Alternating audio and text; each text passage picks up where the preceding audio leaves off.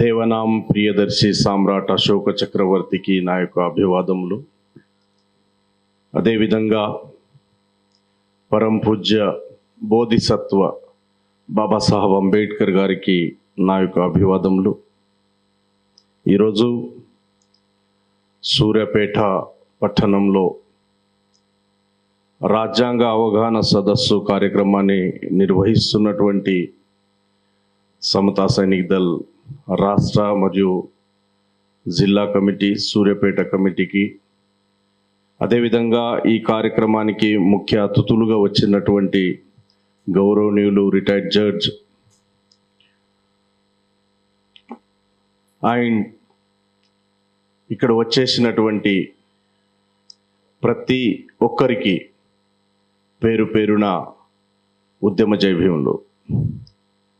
మిత్రులారా, sir judge గారే ఇక్కడ ఉన్నారు. రాజ్యాంగం మీద పూర్తి స్థాయిలో సార్ సెషన్ తీసుకోవాలని కోరుతున్నాను. నేను జనరలైజ్గా రాజ్యాంగం గురించి మాట్లాడే ప్రయత్నం చేస్తాను. వాస్తవానికి గత 3 నెలల నుండి తెలంగాణ, ఆంధ్రప్రదేశ్ రాష్ట్రంలో సుప్రీంకోర్టు జడ్జిమెంట్ తర్వాత నెలకొన్నటువంటి పరిస్థితులను చూస్తే రాజ్యాంగ అవగాహన సదస్సుకు ఇక్కడ వస్తున్నప్పుడు నాకు వచ్చిన ఆలోచన ఏమొచ్చిందంటే, ఈ దేశంలో భారత రాజ్యాంగం ప్రజలకు చేరకుండా ఈ దేశం అత్యంత జాగ్రత్త పడిందని అర్థమైంది. నిన్న ఎంఆర్పిఎస్ ఉద్యోగుల ఆధ్వర్యంలో ఒక కార్యక్రమం నిర్వహిస్తుంటే ఆ కార్యక్రమానికి ఒక civil servant Jayaprakash Narayan and as well as చాలామంది, ప్రొఫెసర్ హరగోపాల్ గారు కావచ్చు, అదేవిధంగా ప్రొఫెసర్ నాగేశ్వరరావు గారు కావచ్చు, 30 సంవత్సరాల నుండి జర్నలిస్టు లమని చెప్పుకుంటున్నటువంటి జర్నలిస్ట్ విఠల్ కావచ్చు, లేదా జర్నలిస్ట్ పృథ్వీరాజ్ కావచ్చు, లేదా అదే వాళ్లకు సంఘీభావం తెలుపుతూ వస్తున్నటువంటి జస్టిస్ చంద్రకుమార్ గారు కావచ్చు, ఇంకా ఇతరులు. నాకు అర్థం కాని విషయం ఏమిటంటే, 1 ఆగస్టు రోజున సుప్రీంకోర్టు ఏదైతే కేటగరైజేషన్ విషయంలో Devender Singh versus state of Punjab విషయంలో ఏదైతే 6 జడ్జిల ధర్మాసనం తీర్పు ఇచ్చింది అని అంటున్నాము, రాజ్యాంగ అవగాహన మేరకు సుప్రీంకోర్టు చరిత్ర మొత్తంలో కూడా ఇటువంటి సంఘటన మనం ఎప్పుడు చూడము. సుప్రీంకోర్టు ఆల్వేస్ భారత రాజ్యాంగానికి లోబడి జడ్జిమెంట్స్ ఇచ్చేది. కొత్త ట్రెండ్ జస్టిస్ చంద్రచూడ్ గారు మొదలుపెట్టారు. ఆయా రాష్ట్రాలు చేయదలుచుకుంటే ఈ విధంగా చేయవచ్చు అని. జడ్జిమెంట్ అంటే మాండేటరీ అండి. సుప్రీంకోర్టు ద్వారా ఏదైనా జడ్జిమెంట్ వచ్చిందంటే ఖచ్చితంగా దాన్ని దేశం ఫాలో కావాలి.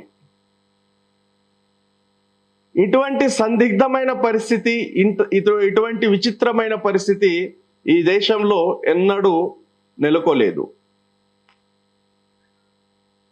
పోనీ సుప్రీంకోర్టు సబ్ కేటగరైజేషన్ పేరిట భారత చట్టాలకు, భారత రాజ్యాంగ చట్టాలకు వ్యతిరేక అకాడమిక్ ఎగ్జాంపుల్స్ చూయిస్తూ జస్టిఫికేషన్ చేసే ప్రయత్నం చేస్తున్నారు ఆరుగురు కలిసి. వాస్తవానికి 6 అనరాదు, 2 మాత్రమే తన అభిప్రాయాలు వెల్లడిస్తే మిగిలిన 4 ఆ 2కి మేము మద్దతు ఇస్తున్నామని తెలుపుతున్నారు అంతే. వాళ్ళు సపరేట్గా ఏం వాదించలేదు. ఆ బెంచ్లో ఉన్నటువంటి బేలా ఎం త్రివేది గారు ఈ 6కు భిన్నంగా తన అభిప్రాయాలను వ్యక్తం చేశారు. ఇంతవరకు ఓకే. ఇప్పుడు ఈ అవగాహన సదస్సులో ఆ విషయం ఎందుకు చెప్పాల్సి వస్తుందంటే దానికి ఒక ఎగ్జాంపుల్ చెప్తున్నా. ఈ దేశంలో అత్యున్నత సర్వీస్లో ఉన్నటువంటి ఆ యొక్క ఐఏఎస్ ఆఫీసర్గా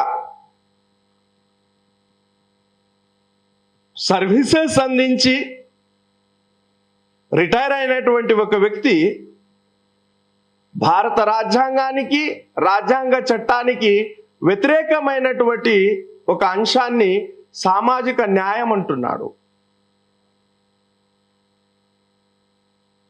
ఈ పౌర సమాజం పేరిట,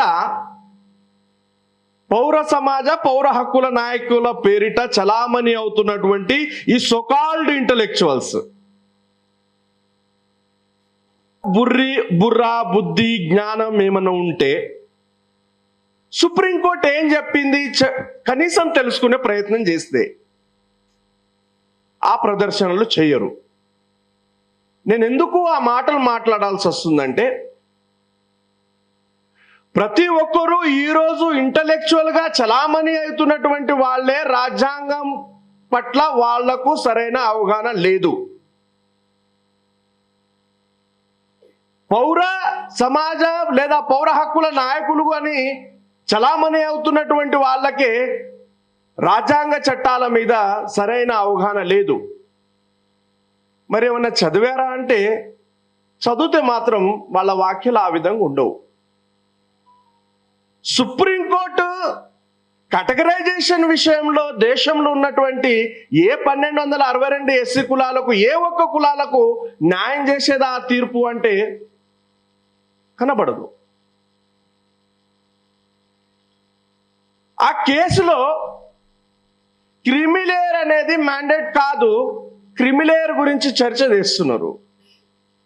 ఆ కేసులో ఎస్టీలు పార్టీ కాదు, ఎస్టీల ఆర్గ్యుమెంట్ వినకుండా, ఎటువంటి వాదోపవాదాలు జరగకుండా, కనీసం వాళ్లకు సంప్రదించకుండా, వాళ్ళ అభిప్రాయాలు తెలుసుకోకుండా ఎస్టీలను కూడా ఆ కేసులో పార్టీ చేసి వాదించారు. దేశ న్యాయస్థానంలో ఎన్నడూ జరగలేదు. ఒకళ్ళు పార్టీ కానప్పుడు అతని మీద అభిప్రాయాలు వ్యక్తం చేయడం అనేది దేశంలో మొదటిసారి జరిగింది. పోనీ క్రిమిలేయర్ గురించే మాట్లాడినరా అంటే, రిజర్వేషన్ను ఎకనామిక్ క్రైటీరియా దాని బేసిస్ కావాలని అంటాడు. మొత్తం భారత రాజ్యాంగంలో రిజర్వేషన్కు ఉన్నటువంటి నిర్వచనం అనేది చాలా భిన్నమైనది. ఎస్సీలకు వచ్చినటువంటి రిజర్వేషన్ ఏదైతే ఉందో, ఎస్సీలకు సంక్రమించిన రిజర్వేషన్ కుల వివక్షత మూలంగా ఏర్పడినటువంటి అసమానతలను తొలగించడానికి, సమాజంలో సమానత్వాన్ని స్థాపించడానికి వచ్చింది. బ్యాక్వర్డ్ క్యాస్ట్ విషయంలో రిజర్వేషన్ను మనం పరిగణలోకి తీసుకుంటే అది సామాజిక వెనుకబాటుతనాన్ని నిర్మూలించి సమాజంలో సమానత్వాన్ని స్థాపించడానికి వచ్చింది.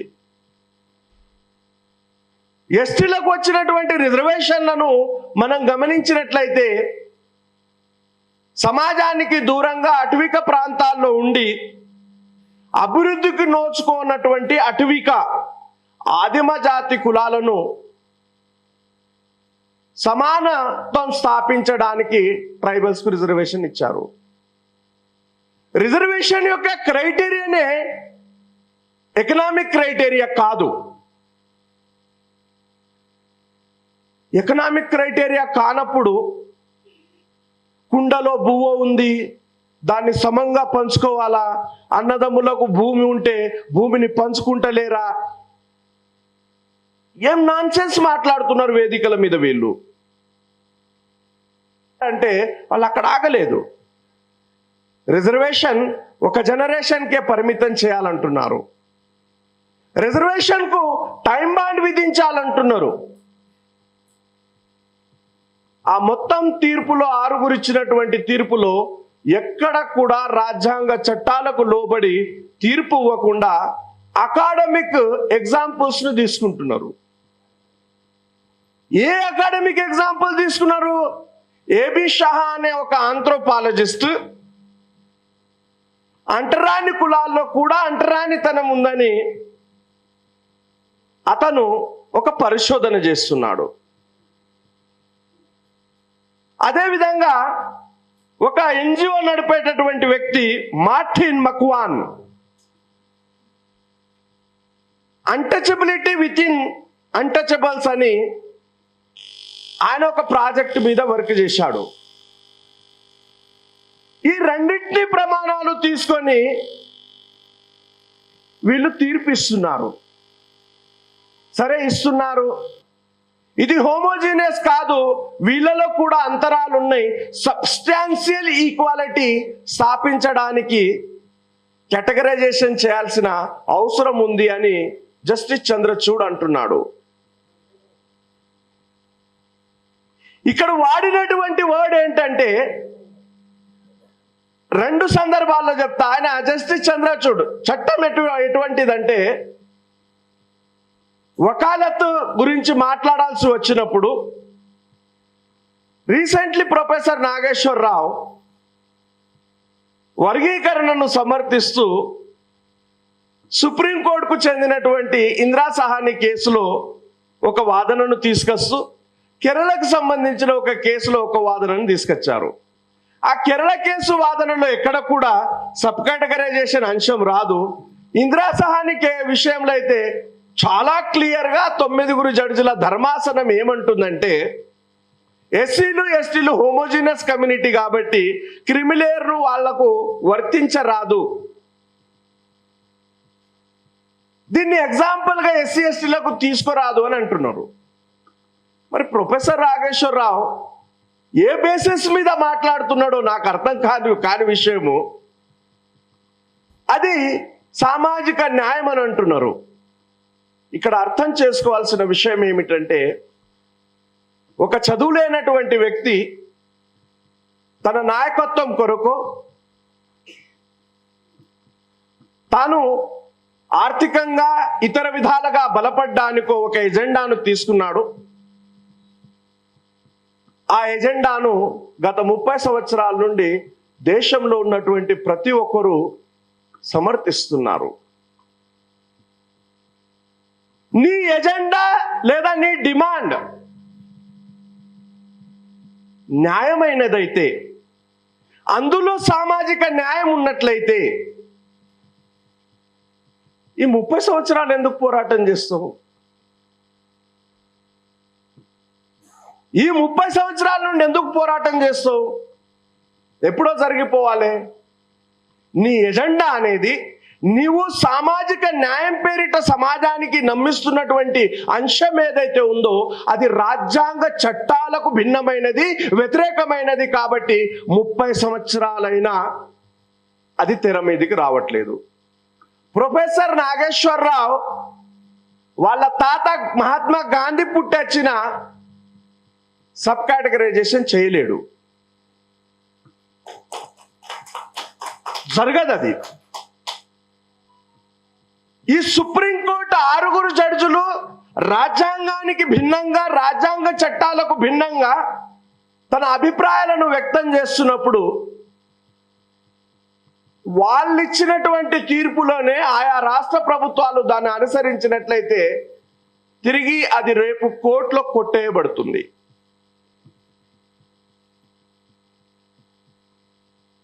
సమాజం కొరకు పీడిత కులాల హక్కుల గురించి పోరాటం చేస్తున్నటువంటి అనేక మంది నాయకులు, అరుణోదయం సంస్థ ఫౌండర్ విమలక్క గారు, వారి మీద నాకు గౌరవం ఉంది కూడా. ఎందుకంటే పాలక భూస్వామ్య కులాలకు వ్యతిరేకంగా అనేక రాజ్యహింసలను సహించి ఒక స్త్రీ ధైర్యంతో పీడితుల పక్షాన నిలబడిందంటే నిజంగా గర్వించదగిన విషయం అది. విమలక్క గారు మాట్లాడుతూ ఏమంటున్నారంటే,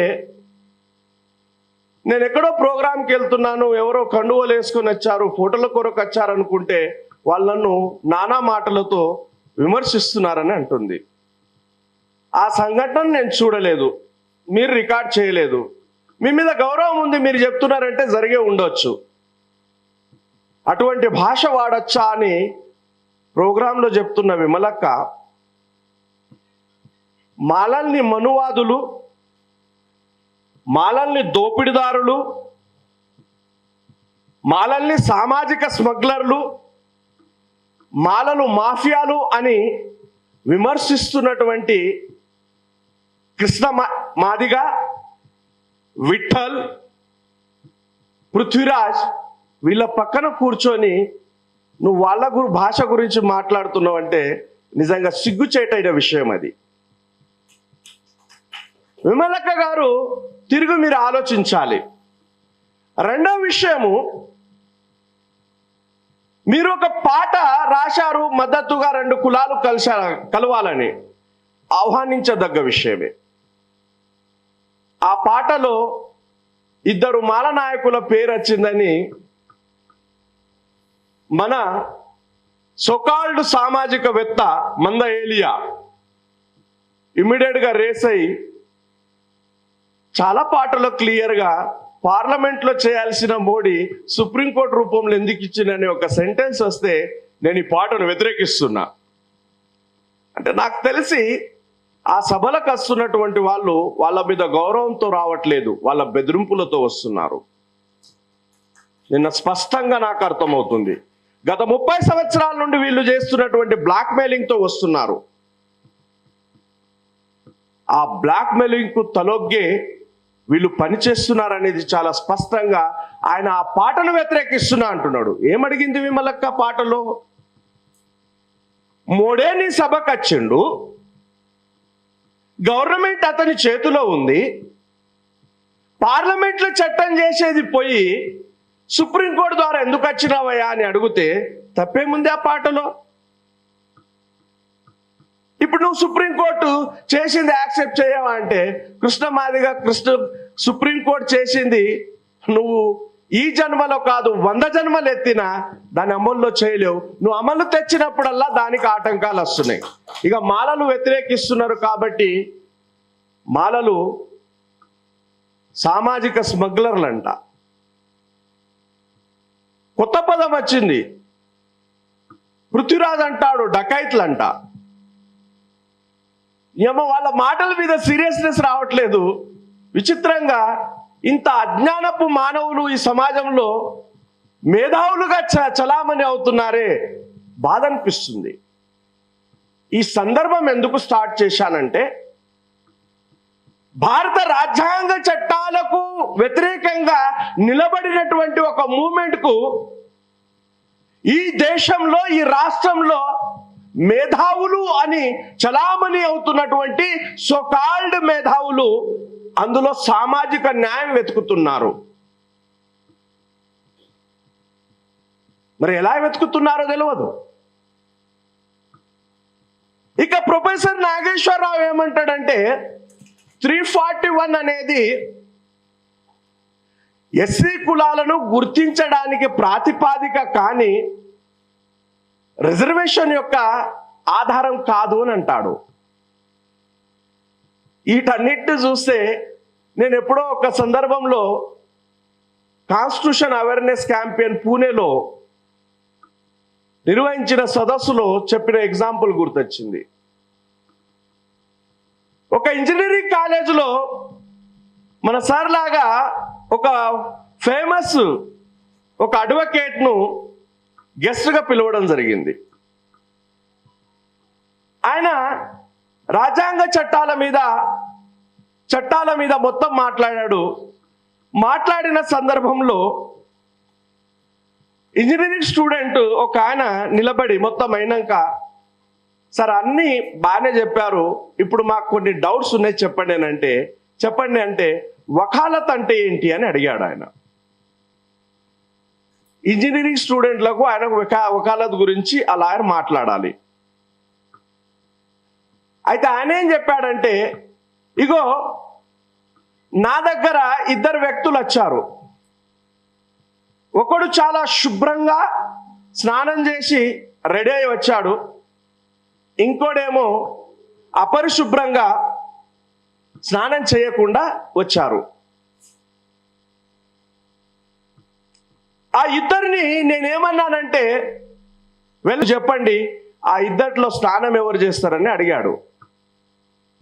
పాపం అమాయకులు, ఇంజనీరింగ్ స్టూడెంట్, చట్టాల మీద నాలెడ్జ్ లేదు కాబట్టి వాళ్ళు ఏమన్నారంటే, అపరిశుభ్రంగా స్నానం చేయకుండా వచ్చినటువంటి వ్యక్తి స్నానం చేస్తాడు సార్, ఈయన ఆల్రెడీ చేశాడు కాబట్టి ఆయన చేయడు అని అంటారు.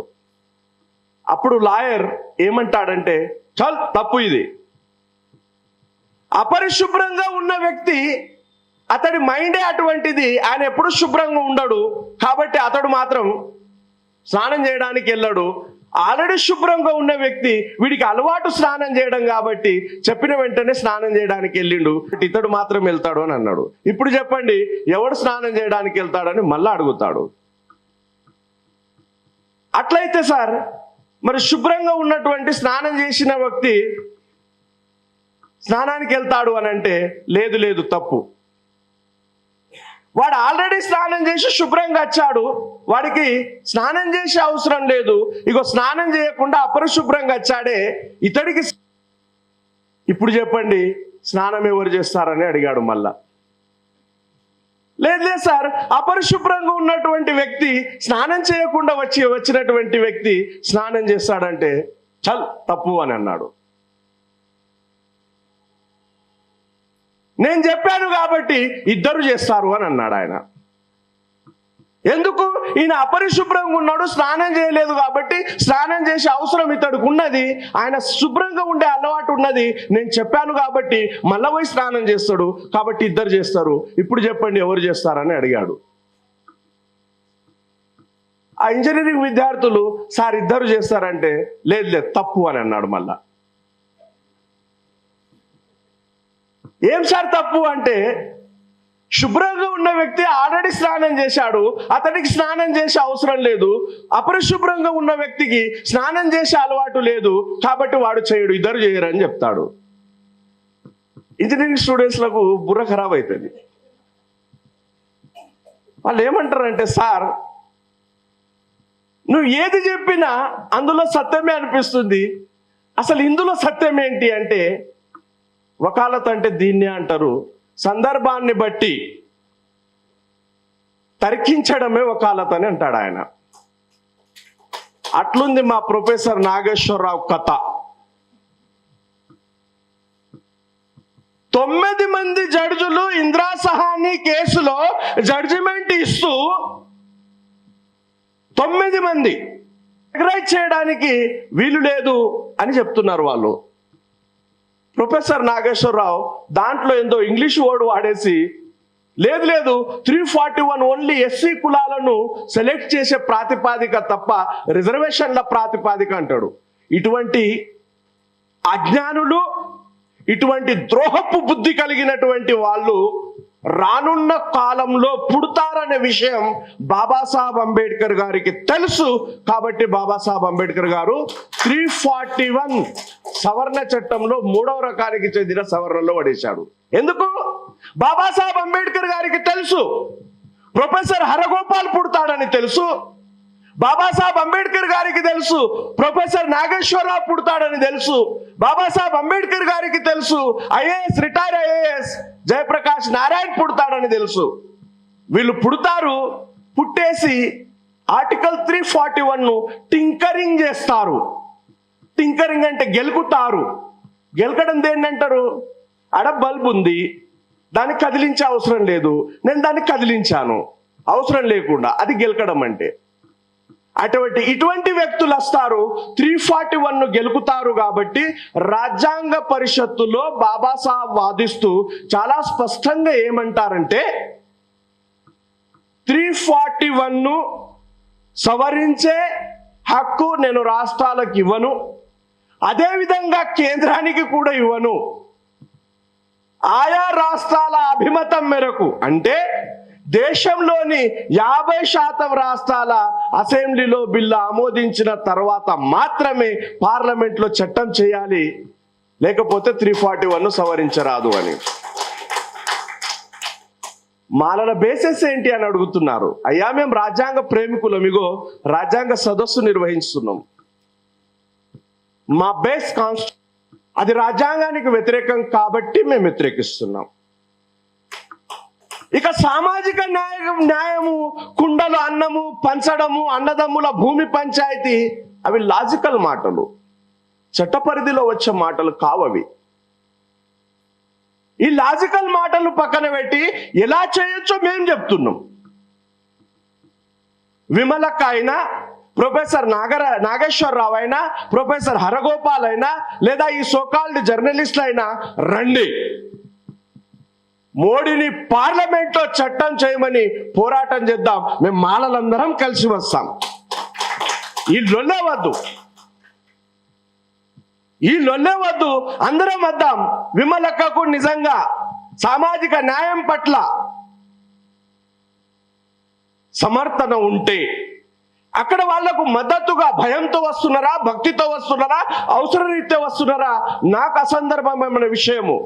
మీరు మద్దతు ఇస్తున్నారు కదా, సామాజిక న్యాయం అందులో వెతుకుతున్నారు కదా, రండి సామాజిక న్యాయమే చేద్దాము. పార్లమెంట్లో మోడీని చట్టం చేయమని అడుగుదాము. దమ్ముందా ప్రొఫెసర్ నాగేశ్వరరావుకు అడిగేది?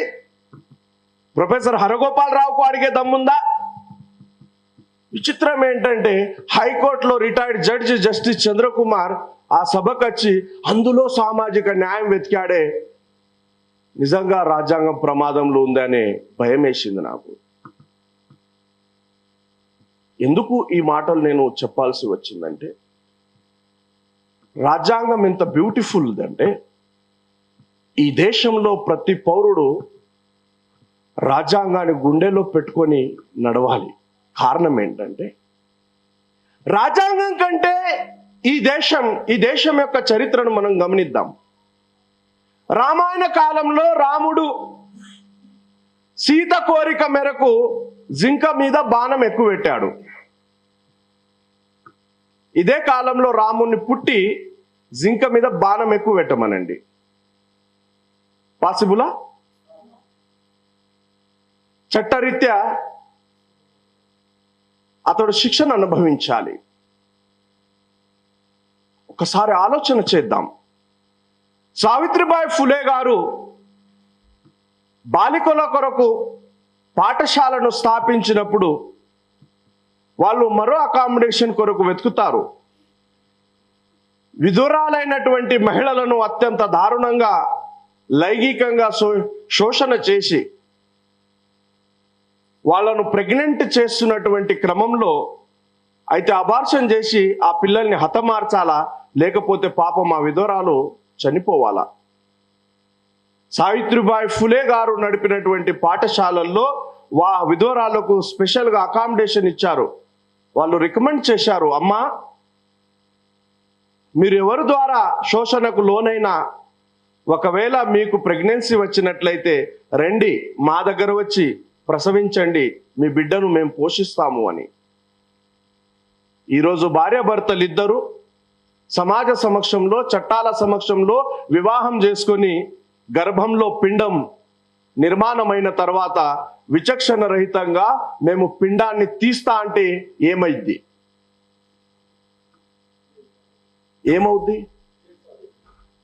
గర్భంలో పురుడు పోసుకున్న పిండానికి కూడా భారత రాజ్యాంగం రక్షణ కల్పిస్తుంది. సంస్కృతి పేరిట, ఆచారాల పేరిట ఆడపిల్లల్ని నదుల్లో నీటి ప్రవాహంలో పడేసే ఆచారం ఈ దేశంలో ఉంది. కూడా దాన్ని చట్టం చేశారు. వాటి నుండి రాజ్యాంగం రక్షిస్తుంది. మనుస్మృతి అధ్యాయం 2 శ్లోకం 31, బ్రాహ్మణుని పేరు శుభసూచకంగా, క్షత్రుని పేరు బల సూచకంగా, వైశ్యుని పేరు ధన సూచకంగా, శూద్రుని పేరు జుగుత్సను కలిగించే విధంగా ఉండాలని అన్నాడు. చాలామంది సోకాల్డ్ ఇంటలెక్చువల్స్ అడుగుతారు, సార్ ఎన్నో సంవత్సరాల క్రితం జరిగింది కదా, వేల సంవత్సరాల క్రితం, ఇప్పుడెక్కడ అమల్లో ఉంది అంటే, అయ్యా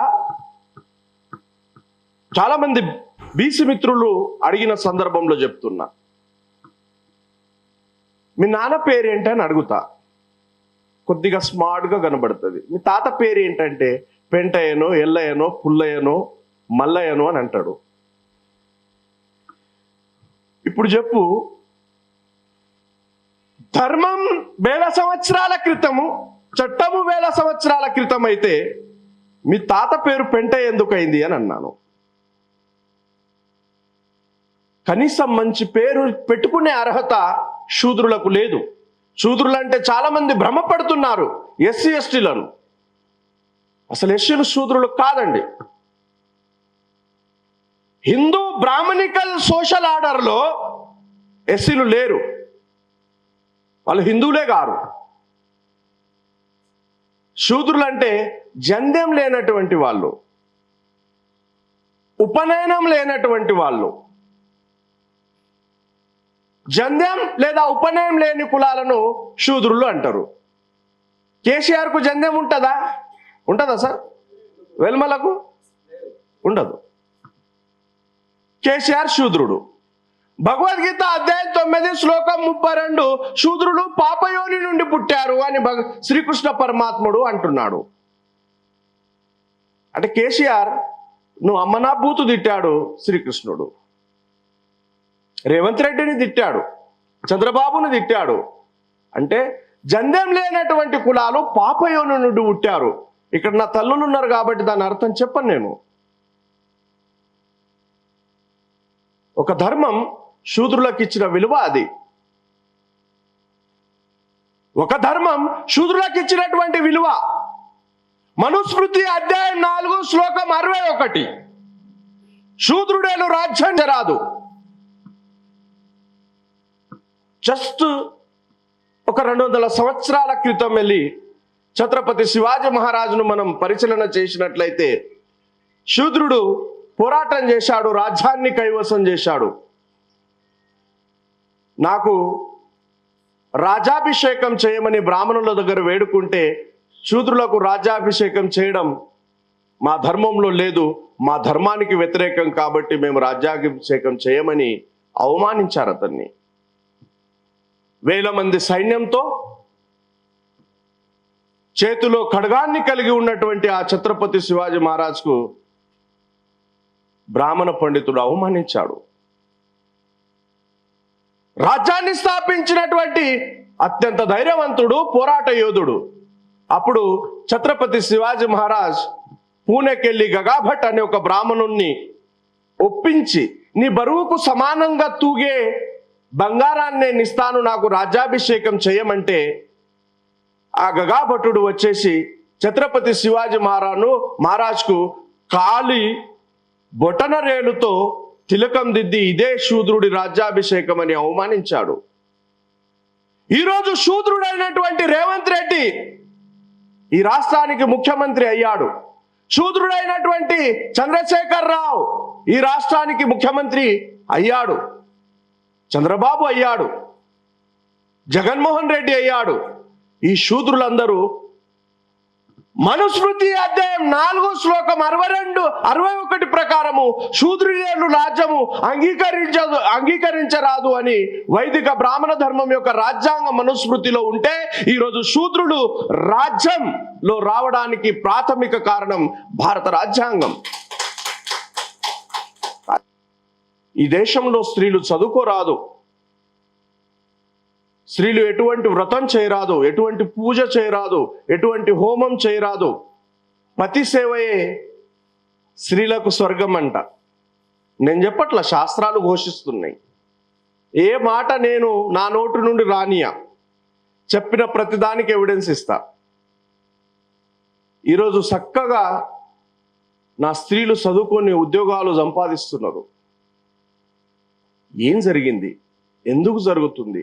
రాజ్యాంగం పట్ల ఈ దేశ ప్రజలకు ఎందుకు అవగాహన కల్పిస్తలేరు అంటే, రాజ్యాంగం పట్ల దేశ ప్రజలకు అవగాహన కల్పించినట్లయితే, ఒకవేళ స్త్రీలు రాజ్యాంగాన్ని చూస్తే, అయ్యో నేను ఉద్యోగం చేయడానికి కారణం రాజ్యాంగం, నేను చదువుకోవడానికి కారణం రాజ్యాంగం, ఇగో ఇదే మతం నన్ను చదువుకోరాదు అన్నది, ఇదే మతం నన్ను ఇంటికి పరిమితం చేసింది, ఇటువంటి మతాన్ని నేను అనుసరించనని ఆ స్త్రీ మతానికి దూరమయ్యే అవకాశం ఉంటుంది. కాబట్టి వైదిక బ్రాహ్మణ ధర్మం అమీబా లాంటిది. అమీబా అంటే మీకు తెలుసు, ఏకకణ జీవి. ఎందుకు అమీబా లాంటిదంటే దానికి రూపం లేదు. స్త్రీలు చదువుకోరాదన్నారు, స్త్రీలకు పూజ లేదన్నారు, స్త్రీలు యజ్ఞం చేయరాదన్నారు, స్త్రీలు హోమం చేయరాదన్నారు. ఈరోజు స్త్రీలు పొద్దున లేచి సాయంత్రం పడుకునే వరకు పూజల్లో బిజీ ఉన్నారు.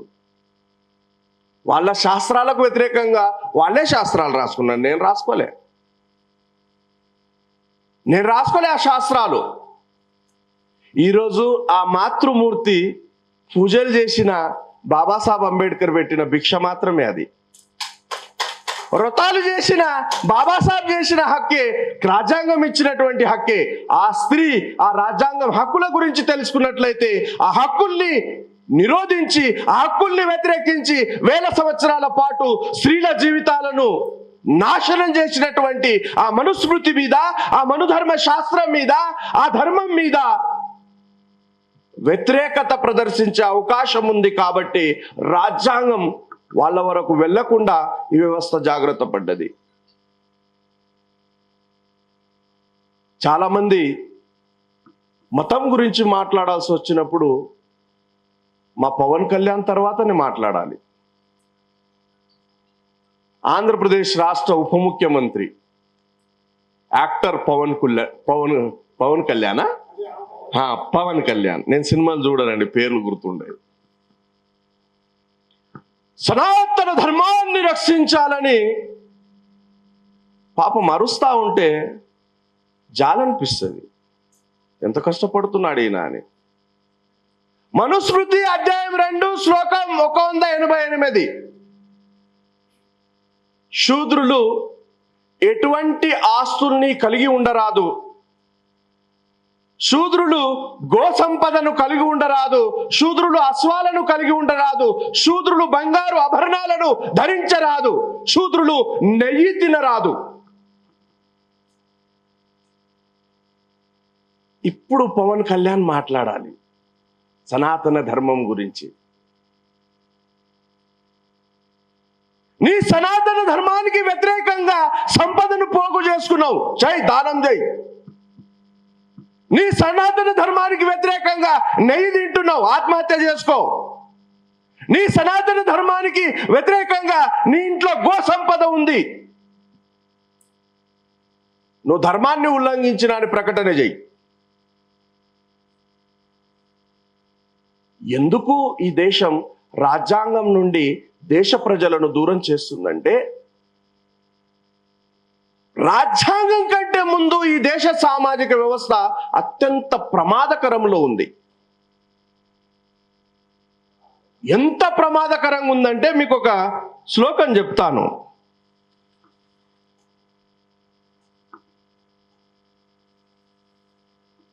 మనుస్మృతి అధ్యాయం 8 శ్లోకం 281, బ్రాహ్మణునితో సమానంగా కూర్చున్న శూద్రుని యొక్క పిర్రలను ఎర్రని ఇనుప చెవ్వలతో కాల్చాలి. ఇది చట్టం అండి. శూద్రులకు కుర్చీల మీద కూర్చునే హక్కును బ్రిటిష్ వాళ్ళు కల్పించారు, చట్టం చేశారు. తర్వాత అనవాయితీగా భారత రాజ్యాంగంలో వచ్చింది. ఈరోజు రాజ్యం ఏలుతున్నటువంటి వాళ్ళు, బ్రాహ్మణుతో సమానంగా కూర్చొని పూజలు చేస్తున్నటువంటి పవన్ కళ్యాణ్ లాంటి వాళ్ళు వైదిక బ్రాహ్మణ ధర్మాన్ని ఉల్లంఘించినందుకు అతని పిరుదుల్ని ఎర్రని కాల్చిన ఇనుప చువ్వలతో కాల్చాలి. ధర్మాన్ని ఉల్లంఘించాడు కదా. ధర్మం నేను చెప్పట్లా, ఈ ధర్మం చెప్తుంది. రాజ్యాంగం కంటే ముందు ఈ దేశంలో ఉన్న రాజ్యాంగం శాసిస్తుంది. ఆ రాజ్యాంగం చెప్తుంది. చాలా మంది అంటున్నారు, ఎక్కడ పోయింది సార్, ఎక్కడ ఉంది ఇప్పుడు ఆ రాజ్యాంగం అని. ఆ రాజ్యాంగం పోదు, వాళ్ళ డిఎన్ఏలో ఇంజెక్ట్ చేయబడ్డది. కారణం ఏంటి? ఒక అమ్మాయికి అబ్బాయిని వివాహం కొరకు చూయించేది ఉంటే ముహూర్తం బ్రాహ్మణుని ద్వారా చూయించాలి. సరైన ముహూర్తంలో వాళ్ళ ఎంగేజ్మెంట్ జరగాలి. సరైన ముహూర్తంలో తాంబూలాలు మార్చుకోవాలి. దాని తర్వాత సరైన ముహూర్తం చూసి వివాహం చేస్తారు. తర్వాత గర్భంలో పిండం పెడితే ఆ పిండానికి గర్భ సంస్కార విధులు బ్రాహ్మణుని ద్వారా చేస్తారు. గర్భం నుండి పిండం బయట రాగానే వాడి జాతకాన్ని చూడడం నుండి మొదలు పెడితే వాడి 21 రోజుల పండుగ, ఈ విధంగా అంటే వివాహం నుండి మొదలైతే అంత్యక్రియల వరకు అతడి జీవితం మొత్తం మనుస్మృతిని నరనరాల్లో జీవం పోసుకున్నటువంటి ఆ వైదిక బ్రాహ్మణ పండితుడి ద్వారా కొనసాగుతుంది. కాబట్టి ప్రతి ఒక్కడి బుర్రలో మనుస్మృతి శాసించబడ్డది. నాకు తెలివి ఉంది, నేను విమర్శించడానికి మాట్లాడట్లా. భారత రాజ్యాంగ చట్టము ప్రాథమిక హక్కులు ఆర్టికల్ 17లో అంటరానితనాన్ని నిషేధించాలి అని చెప్తా ఉంటే ఈరోజు వరకు ఈ దేశంలో అంటరానితనం కొనసాగుతా ఉంది. పోను ఆ రోజు చదువు లేదు, మా వాళ్ళు అజ్ఞానులు కాబట్టి పాటించారని నేటికి సమర్థిస్తున్నటువంటి చాలా మంది మీరు ఈరోజు పెద్ద పెద్ద చదువులు చదువుకున్నటువంటి వాళ్ళు పెద్ద పెద్ద బంగ్లాలు కట్టి ఎస్సీ ఎస్టీలకు మేము రెంట్కి ఇవ్వమని స్పెషల్లీ బోర్డు మీదనే రాస్తున్నారు.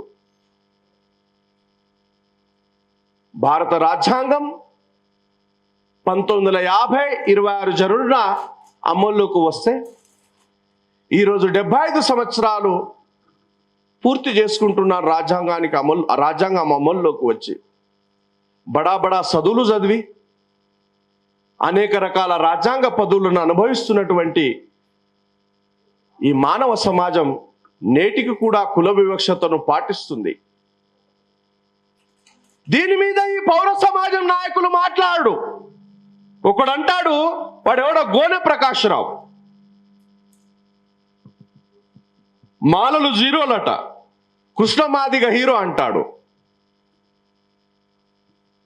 ఇప్పుడే పాప ప్రియంబుల్ చదివింది.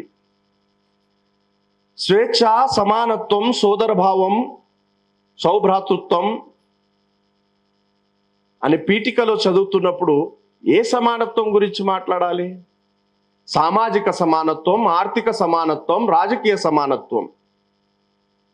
మరి గోనె ప్రకాశ్రావు రాజ్యాంగానికి వ్యతిరేకమైన ఆ పోరాటంలో నీకు సామాజిక న్యాయం కనబడితే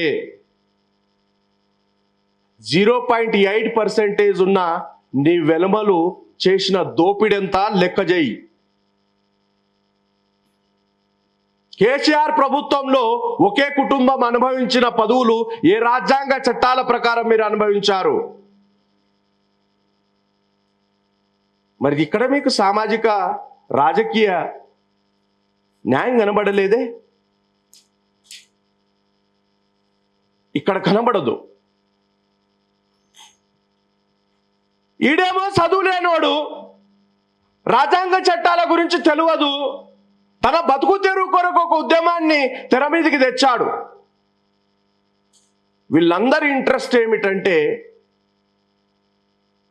బాబాసాహెబ్ను మోస్తున్న బాబాసాహెబ్ ప్రజల్ని నిర్వీర్యం చేయాలి. కారణం ఏంటంటే వాళ్ళు రాజ్యాంగ ప్రేమికులు రాజ్యాంగం మీద ఏ దాడి జరిగినా వాళ్ళే మొదటగా నిలబడతారు కాబట్టి. మరి గోనె ప్రకాశ్రావు ఎన్నడన్నా మాట్లాడా? మా కుటుంబంలో ఇంతమంది మేము పదవులు అనుభవించాం, ఇంతమంది మంత్రులు మాకే వచ్చినాయి, ఇంత సంపద మేమే దోచుకున్నాం. ఆర్థిక సమానత్వం ప్రియంబల్లో భారత రాజ్యాంగం చెప్తుంది, సామాజిక సమానత్వం చెప్తుంది, రాజకీయ సమానత్వం చెప్తుంది. మరి రాజకీయ సమానత్వంలో నీ కులోపోడు అయిన చంద్రశేఖర్ రావు ఏ సామాజిక న్యాయం చేశాడు? ఇక్కడ వస్తూ మాట్లాడుతున్నటువంటి ప్రొఫెసర్ హరగోపాల్, నీ బ్రాహ్మణ ధర్మం ఈ దేశంలో అడుగడుగున ప్రతి వ్యవస్థను శాసిస్తుంది.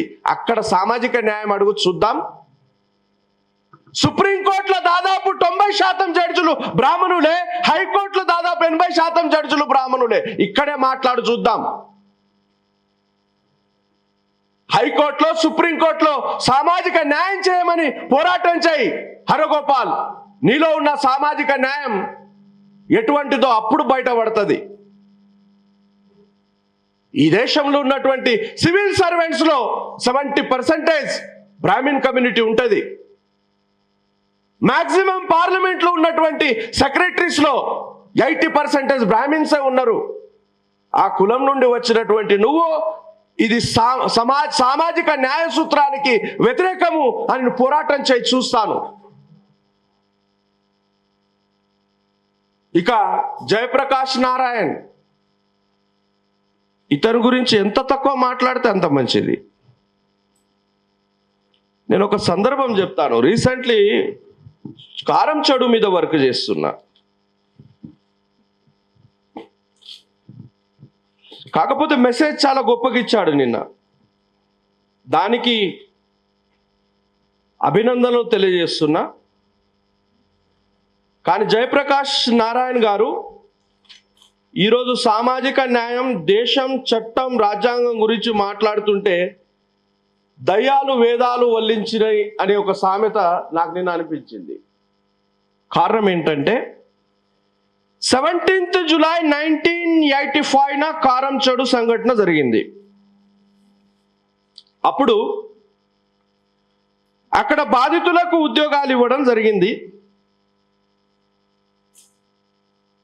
SR Sankaran garu GOMS number 29 ప్రకారము ఈ సోకాల్డ్ ఇంటలెక్చువల్ జయప్రకాష్ నారాయణ్ కు ఒక రిప్రజెంటేషన్ ఆర్డర్, జివో అంటే ఆర్డర్, రిప్రజెంటేషన్ కాదు, మరో 12 మందికి ఉద్యోగాలు ఇవ్వాలని ఆర్డర్ ఇస్తే ఇతని కులాహంకారం అక్కడ మాదిగ బిడ్డలకు ఆ ఉద్యోగాలు ఇవ్వడానికి ఆటంకం వచ్చింది. మాలలు పోరాటం చేస్తున్నారు, మాదిగలకు ఉద్యోగం కావాలా, బాధితులకు ఉద్యోగాలు కావాలని. కొంతమందికి ఇచ్చారు, ఇంకా 12 మందికి కావాలన్నప్పుడు ఎస్ఆర్ శంకరన్ గారు అక్కడ క్యాంప్ వేసినప్పుడు డైరెక్ట్ గా ఆ జిల్లా కలెక్టర్ గా ఉన్నటువంటి జయప్రకాష్ నారాయణ్ కు GOMS నంబర్ 29 ప్రకారం ఈ 12 మందికి ఉద్యోగాలు ఇవ్వాలంటే ఇతని కులాహంకారం, కమ్మ కుల కండకావరం అడ్డొచ్చి ఆ మాదిగ బిడ్డలకు ఉద్యోగాలు ఇవ్వలేదు. ఈరోజు మాదిగ సభలో వచ్చి సామాజిక న్యాయం గురించి మాట్లాడుతున్నాడు. ఇతను పోయిన తర్వాత ఓ కలెక్టర్ వచ్చాడు. ఆయన బ్రాహ్మిన్, సంథింగ్ ఎవరో శాస్త్రి పేరుంది, శాస్త్రి వచ్చిన తర్వాత మళ్ళా మాల లీడర్స్ అందరు వెళ్ళేసి, అయ్యా last collector Jayaprakash Narayan S R Sankaran garu GOMS ఇచ్చిన ఉద్యోగాలు ఇవ్వలేదు, మీరన్నా ఇవ్వండి అంటే అప్పుడు శాస్త్రి గారు ఆ 12 ఉద్యోగాలు ఇస్తే మొత్తం కారం చెడులో 71 ఉద్యోగాలు మాదిగలకు మాలలు ఇప్పించారు. ఈరోజు ఆ మాలలు వీళ్లకు మనువాదులయ్యారు. జయప్రకాష్ నారాయణది ఇంకో సంఘటన చెప్తా. ఇప్పుడు సామాజిక న్యాయం పేరిట ఆ సభలకు వచ్చిన ప్రతి ఒక్కడు నేను చిట్టా ఇప్పితే వీళ్ళ ముఖాలు కూడా ఎక్కడ చూపించడానికి వీలుండదు. అందరి కింద ఒక చీకటి ఉంది. నేను నిన్న మాట్లాడుతుంటే నిజంగా ఒక బ్రహ్మాండమైన స్పీచ్, క్వాలిటీ ఎడ్యుకేషన్ గురించి మాట్లాడాడు. నేనే అట్రాక్ట్ అయిపోయిన స్పీచ్కు, నేనే అట్రాక్ట్ అయినా. మంచిదే, కానీ నువ్వు ఏ వేదిక మీద వచ్చినావు? రాజ్యాంగ చట్టాలకు వ్యతిరేకంగా సుప్రీంకోర్టులోని 6 జడ్జిలు తీర్పిస్తే అది రేపు మళ్ళా కోర్చే కొట్టేయబడుతుంది, అది శాశ్వతం కాదు. అటువంటి సభకు వచ్చి నువ్వు వేదాలు వల్లించినావు. నీ గతంలో ఇదొక సంఘటన అయితే ఇంకో సంఘటన చెప్తా. ఇతను ప్రకాశం జిల్లా కలెక్టర్గా ఉన్నప్పుడు GOMS నంబర్ 1825/5/12/1984 రిమైండర్ లెటర్ దీనికి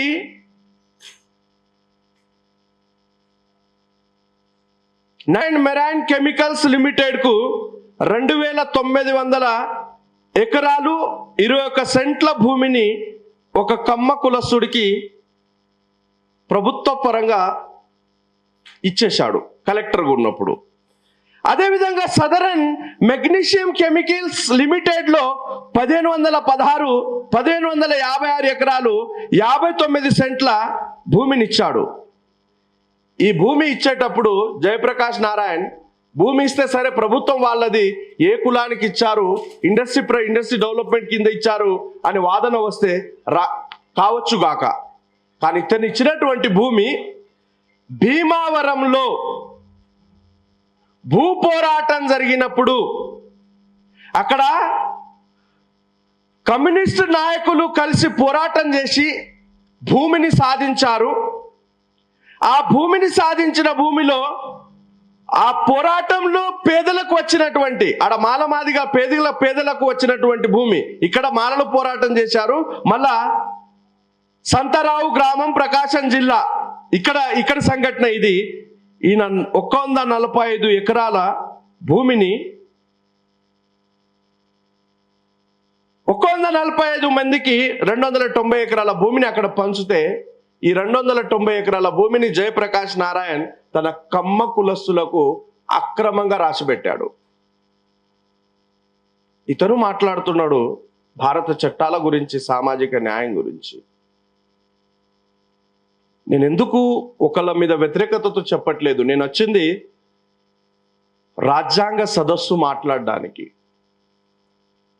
ఎందుకు ఈ సందర్భం వచ్చిందంటే, మార్కెట్లో కరెంటుగా నడుస్తున్నటువంటి టాపిక్ సామాజిక న్యాయం పేరిట రాజ్యాంగ ద్రోహులందరూ ఏకమై రాజ్యాంగం మీద దాడి చేస్తున్నారు. ఈ దేశ ప్రజలకు అర్థం అవ్వట్లా.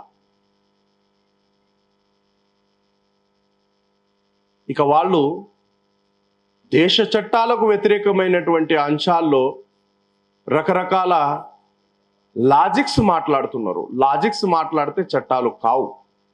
మిత్రులారా, భారత రాజ్యాంగం మీద చాలా సీరియస్గా గత 70 సంవత్సరాల నుండి దాడి జరుగుతూనే ఉంది. రిజర్వేషన్ల మీద ఈ 6 జడ్జిలు ఇచ్చిన తీర్పు ఒకటే కాదు, దానికంటే ముందు 100 జడ్జిమెంట్ రిజర్వేషన్ల మీద దాడులు చేయడానికి రకరకాల కారణాలు చూపిస్తూ రకరకాల కేసులు రిజర్వేషన్ల మీద రకరకాల వ్యక్తులు తన అభిప్రాయాలను వ్యక్తం చేశారు. ప్రొఫెసర్ నాగేశ్వరరావు రెఫరెన్స్గా అందరి మద్దతు ఉన్నదంటాడు మందయేలియా.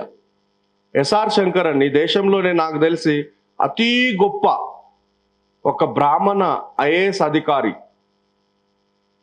ఎన్టీ రామారావు హయాంలో schedule caste budget, corporation budget మిగిలితే ఎన్టీ రామారావు అడిగాడు ఈయనకు, ఏం చేద్దాం బడ్జెట్నని.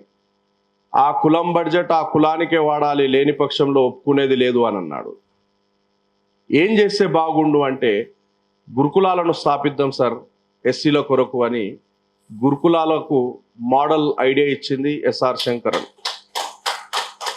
వారు అవగాహన లోపం వల్లే అపార్థాలు అని, వర్గీకరణ ఉద్యమం భారత చట్టాలకు రాజ్యాంగానికి ఏ విధంగా వ్యతిరేకమైనది, అది ఏ విధంగా చట్టం కాదు అనేది చాలా స్పష్టంగా ఆ రోజే ప్రకటన చేశారు, పేపర్లో వ్యాసాలు రాశారు.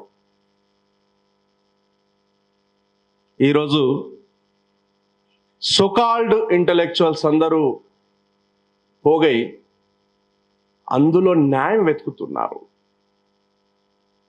చట్టం తెలుసుకోరు, రాజ్యాంగం ఏం చెప్తుంది తెలుసుకోరు, రిజర్వేషన్ బేసిస్ తెలియదు.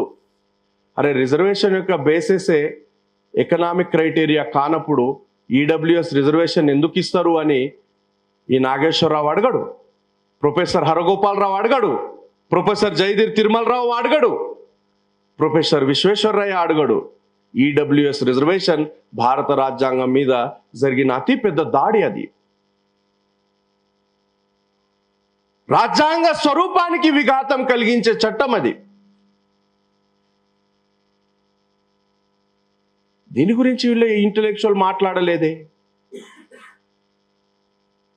ఈడబ్ల్యూఎస్ రిజర్వేషన్ అనే కాన్సెప్ట్ భారత రాజ్యాంగం రిజర్వేషన్లకు ఇచ్చినటువంటి డెఫినేషన్కు వ్యతిరేకమైనది. రిజర్వేషన్ అనేది ఎక్కడ కూడా ఎకనామిక్ క్రైటీరియా. అరే ఎవడన్నా ఇంటెలెక్చువల్ మేధావులు అని అంటారు. మళ్ళా అన్నదమ్ములు భూములు పంచుకోవట్లేదా? ఏం మాట్లాడుతున్నారా మీరు? ఏం మాట్లాడుతున్నారు? చట్టం ఏంటి? బాబాసాహెబ్ అంబేద్కర్ గారు చాలా లాజిక్గా చెప్తున్నాడు. ప్రొఫెసర్ నాగేశ్వరరావు ఏమంటున్నాడు? ఎస్సీలలో కూడా వివక్షత ఉంది. ఒక సంఘటన చెప్తున్నాడు. నేను కారులో వెళ్తున్నా, బాబుకు అడిగిన, ఏంటి ఇక్కడున్న ఊర్లో ఎందుకు లేవు అంటే, మా అమ్మ ఎల్లగొట్టింది సార్. ఎందుకు ఎల్లగొట్టిందంటే, నేను తక్కువ కులం అమ్మాయిని పెళ్లి చేసుకున్నా సార్, పెళ్లి చేసుకున్నా కాబట్టి మా అమ్మ ఎల్లగొట్టింది. నిజంగా నాకు ఏడుపు వచ్చిందని ముసలి కన్నురు గాలుస్తున్న ప్రొఫెసర్ నాగేశ్వరరావు ఈడబ్ల్యూఎస్ రిజర్వేషన్ మీద ఎందుకు మాట్లాడవును? కులంలో కూడా కుల వివక్షత ఉంది. Untouchability within the untouchable. Justice Chandrachud మాట్లాడుతున్నప్పుడు అది తెలియక చట్టం రూపొందం కాలేదు. బాబాసాహెబ్ అంబేద్కర్ గారు 1919లో సౌత్ బరో కమిషన్ అయినా, 1927లో సైమన్ కమిషన్ కైనా, 1929 నుండి 30 వరకు రౌండ్ టేబుల్ కాన్ఫరెన్స్లు అయినా, 1932లో పూనా ఒడంబడికలో అయినా బాబాసాహెబ్ చాలా స్పష్టంగా అన్ని కమిటీలు బాబాసాహెబ్కు అడుగుతూ వస్తారు. రిజర్వేషన్ యొక్క క్రైటీరియా క్యాస్టా అని. రిజర్వేషన్ క్యాస్ట్ బేస్ మీదనా అంటే నో, ఇది క్యాస్ట్ బేస్ మీద కాదు. రిజర్వేషన్ ఆర్థిక పరమైనదా అంటే నో, ఇది ఆర్థిక పరమైనది కాదు, ఇది అంటరానితనం ఆధారంగా ఇస్తున్నటువంటి రిజర్వేషన్ అంటాడు. వీళ్ళ బుర్రలు ఏమైనట్టు? 1930 స్టార్ట్ కమిటీ బాబాసాహెబ్ అంబేద్కర్కి అడుగుతుంది, అయ్యా మరి ఇంత పెద్ద లిస్ట్ తెచ్చిన షెడ్యూల్ క్యాస్ట్ది, వీళ్ళందరూ ఒకటే కులమా అంటే లేదు, వీళ్ళందరూ ఒకటి కాదని బాబాసాహెబే చెప్తున్నాడు. మీరు చెప్పేది ఏంటి బొచ్చు? బాబాసాహెబే చెప్తున్నాడు. మరి ఏంటి వీళ్ళందరూ ఏకం కాదన్నప్పుడు? వీళ్ళందరూ ఏకం కాదు అంటే సవర్ణ కులాలకు వీళ్ళ మీద చూయించేంత వివక్షత వీళ్ళ మధ్య లేదు. వీళ్ళు గుడిసెలు ఒకే దగ్గర ఉంటాయి, ఒకటే దగ్గర నీళ్లు తాగుతారు, దాదాపు అన్ని కార్యక్రమాల్లో కలిసే చేస్తారు. వీళ్ళ కల్చర్ కాస్త భిన్నంగా అవడం చేత వివాహాలు ఒకరికొకరు చేసుకోరు. వీళ్ళ మధ్య ఉన్నది చిన్న భేదాభిప్రాయమే. సవర్ణ కులాలు వీరి మీద చూయించేంత వివక్షత ఉండదు. వీళ్ళందరి సమస్య కుల వివక్షత. కాబట్టి ఇది హోమోజీనస్ కమ్యూనిటీ అని బాబాసాహెబ్ అంటున్నారు. ఈ హోమోజీనియస్ కమ్యూనిటీ అని 1950 ప్రెసిడెన్షియల్ ఆర్డర్లో డిక్లేర్ చేయబడ్డది. ఎవడు నాగేశ్వరరావు ఇది హోమోజీనియస్ కమ్యూనిటీ కాదనడానికి? ఎవడు హరగోపాల్? రాజ్యాంగ చట్టాలకు వ్యతిరేకంగా, చరిత్రకు వ్యతిరేకంగా రిజర్వేషన్కు మీ సొంత పైత్యాలను జోడించి రాజ్యాంగం మీద మీరు దాడి చేస్తా ఉన్నారు. ఈ ఒక్క విషయమే కాదు, నిజంగా ఈ దేశంలో ఈ మధ్య జరుగుతున్న పోరాటంలో నాకు చాలామంది, నేను దేశవ్యాప్తంగా బిఎస్ఐలో యాక్టివ్ ఉన్నాను, ఎస్ఎస్డిలో యాక్టివ్ ఉన్నాను. నేను బుద్ధిస్ట్ కాన్ఫరెన్స్కి వెళ్తాను, అంబేద్కరైట్ కాన్ఫరెన్స్కి వెళ్తాను, యాజ్ వెల్ యాజ్ హెల్త్ కాన్ఫరెన్స్కు మిగతా కులాలు పిలుస్తారు. ఎందుకంటే హెల్త్ సైన్స్ మీద చాలా సీరియస్ రీసెర్చ్ చేస్తున్నాను నేను. ఈ వర్గీకరణ అనే అంశం మీద నేను మాట్లాడేటప్పుడు ఒక మీడియాకు చాలా స్పష్టంగా చెప్పిన, అవమానకరం నాలాంటి వాళ్ళు ఈ అంశాన్ని ఎత్తుకోవడం అని. ఎంత రిజర్వేషన్ వాటా ఎంత అండి ఈ దేశ సంపాదనలో? ఈ దేశం యొక్క మొత్తం ఎంప్లాయ్మెంట్ 92% అన్ఆర్గనైజ్డ్ సెక్టార్ నుండి వస్తుంది. 8% మాత్రమే ఆర్గనైజ్ సెక్టార్. ఆ 8%లో 5% ప్రైవేట్ సెక్టార్, 3% గవర్నమెంట్ సెక్టార్, 3%లో 2% బేస్డ్ ఆన్ ప్రమోషన్స్ వస్తుంది, 1% ఎంప్లాయ్మెంట్, గవర్నమెంట్ ఎంప్లాయ్మెంట్. ఆ 1%లో 50% జనరల్ అండ్ 0.5% రిజర్వ్డ్.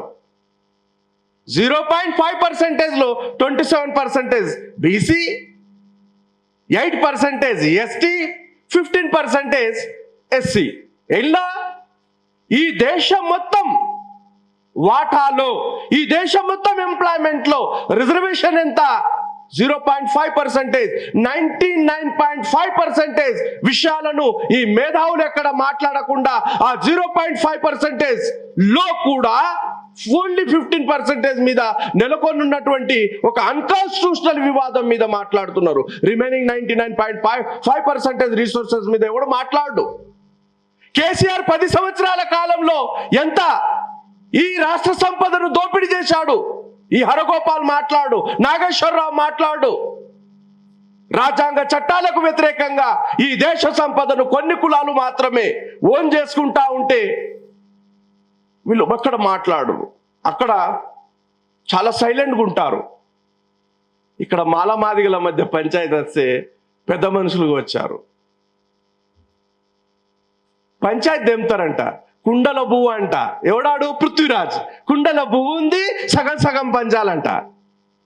ఎవడు చెప్పిండా నీకు? ఏం చదువుకున్నావు నువ్వు? 30 ఎకరాల భూమి ఉంది, 3 కొడుకులు సమానంగా పంచుకోవాలా, పెద్దనని తీసుకున్నాడని ఈ విఠల్ అంటాడు. ఏడబెట్టిర్రా మీరు బుర్రలందరూ? కడుపుకు అన్నమే తింటున్నారా? ఈ దేశంలోని 99.5% సంపద మీద ఎవడు మాట్లాడు. ప్రపంచంలోనే ఎక్కడ లేని విధంగా ఈ దేశంలో రైతులు ఆత్మహత్య చేసుకుంటున్నారు. ఎంత దౌర్భాగ్యం! ఏ దేశంలో రైతులు ఆత్మహత్య చేసుకుంటున్నారు?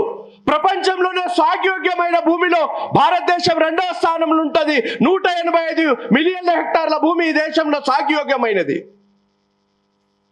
సాగుయోగ్యమైన భూమికి నీరందే భూమిలో భారతదేశమే మొదటి స్థానంలో ఉంటుంది.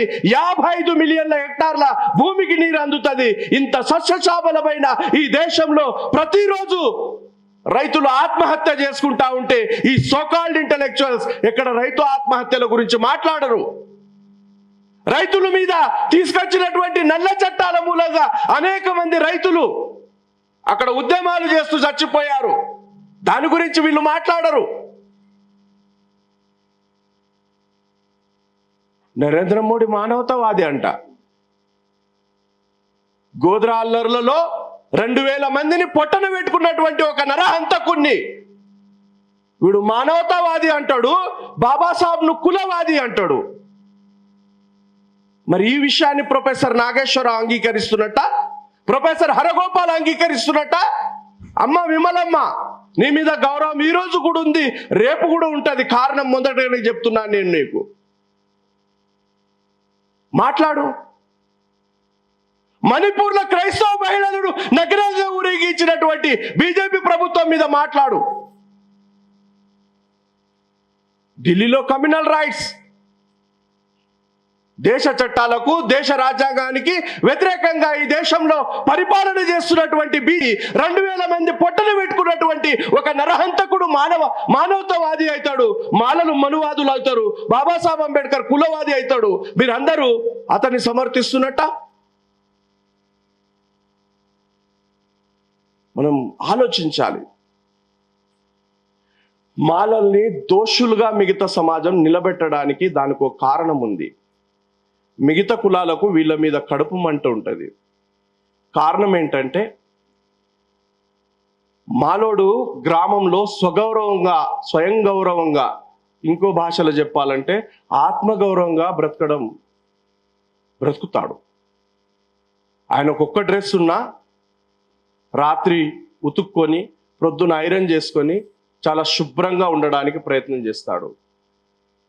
ఇతడు ఈ పేటెంట్ భూస్వామ్య కులాలకు అయ్యా దూరా అని సరెండర్ కాడు. కాబట్టి ఈ పాలక పెత్తందారి సోకాల్డ్ అగ్రవర్ణ కులాలకు వీళ్ళ మీద ఒక వ్యతిరేకత నిర్మాణమై ఉంది. కాబట్టి మాలల మీద విషం గక్కుతా ఉన్నారు. వీళ్ళు సామాజిక న్యాయం గురించి మాట్లాడే మేధావులట. ఇక సభల పేరు సంఘీభావం, మేధావుల సంఘీభావం. దాన్ని నాకు టైటిల్ ఇయ్యమంటే రాజ్యాంగ ద్రోహుల సంఘీభావం, వెధవల సంఘీభావం అని పెడుతుండే నేను. ఈ దేశం ఎంత ప్రమాదకరమైన స్థాయిలో నెట్టేయబడిందంటే, సంపదను సృష్టించడంలో ఈ ప్రపంచంలోని 26% వరిని భారతదేశం పండిస్తుంది. ఈ ప్రపంచంలోని 25% పప్పు ధాన్యాలను భారతదేశం పండిస్తుంది. ఈ ప్రపంచంలోనే భారతదేశం 22% గోధుమల్ని పండిస్తుంది. ఈ ప్రపంచంలో 90 మిలియన్ టన్నుల పాలను ఉత్పన్నం చేసి భారతదేశం 2వ స్థానంలో ఉంటుంది. అటువంటి దేశంలో పౌష్టికాహార లేమితో ప్రతి సంవత్సరం సుమారు 25 లక్షల మంది పిల్లలు మరణిస్తున్నారు. దీని మీద మాట్లాడరు.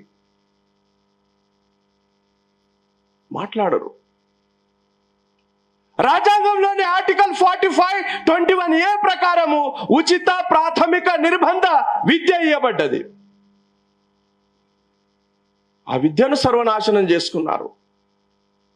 కాన్స్టిట్యూషన్ మీద కౌంటర్ రివల్యూషన్ ఎట్లా జరిగిందంటే, గవర్నమెంట్ సెక్టార్లో ఉన్న విద్యను మొత్తం నాశనం చేశారు. సైమల్టేనియస్గా ప్రైవేట్ విద్యాకరణ మొదలుపెట్టారు. చూడండి ఎంత విచిత్రంగా అంటే, వీళ్ళు చేసేటటువంటి చట్టాలు మీకు అర్థం కాకుండానే మిమ్మల్ని ఎట్లా నాశనం చేస్తాయో. విద్య నుండి దూరం చేసి నేడు ప్రపంచంలోనే అత్యధిక బాల కార్మికులు. ఉచిత నిర్బంధ విద్య కల్పించాలని భారత చట్టం, భారత రాజ్యాంగం చెప్తా ఉంది. ప్రాథమిక హక్కుల్లో దాన్ని అంశంగా తీసుకున్నారు.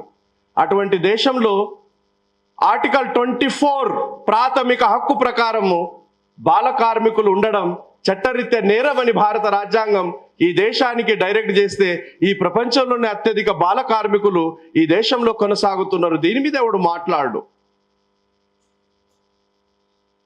ఆ చదువును నాసిరకం చదువులు చేసి ఆ విద్య నుండి పిల్లల్ని దూరం చేసి భారత రాజ్యాంగం ఆర్టికల్ 47కు వ్యతిరేకంగా ఏం చెప్తుంది ఆర్టికల్ 47?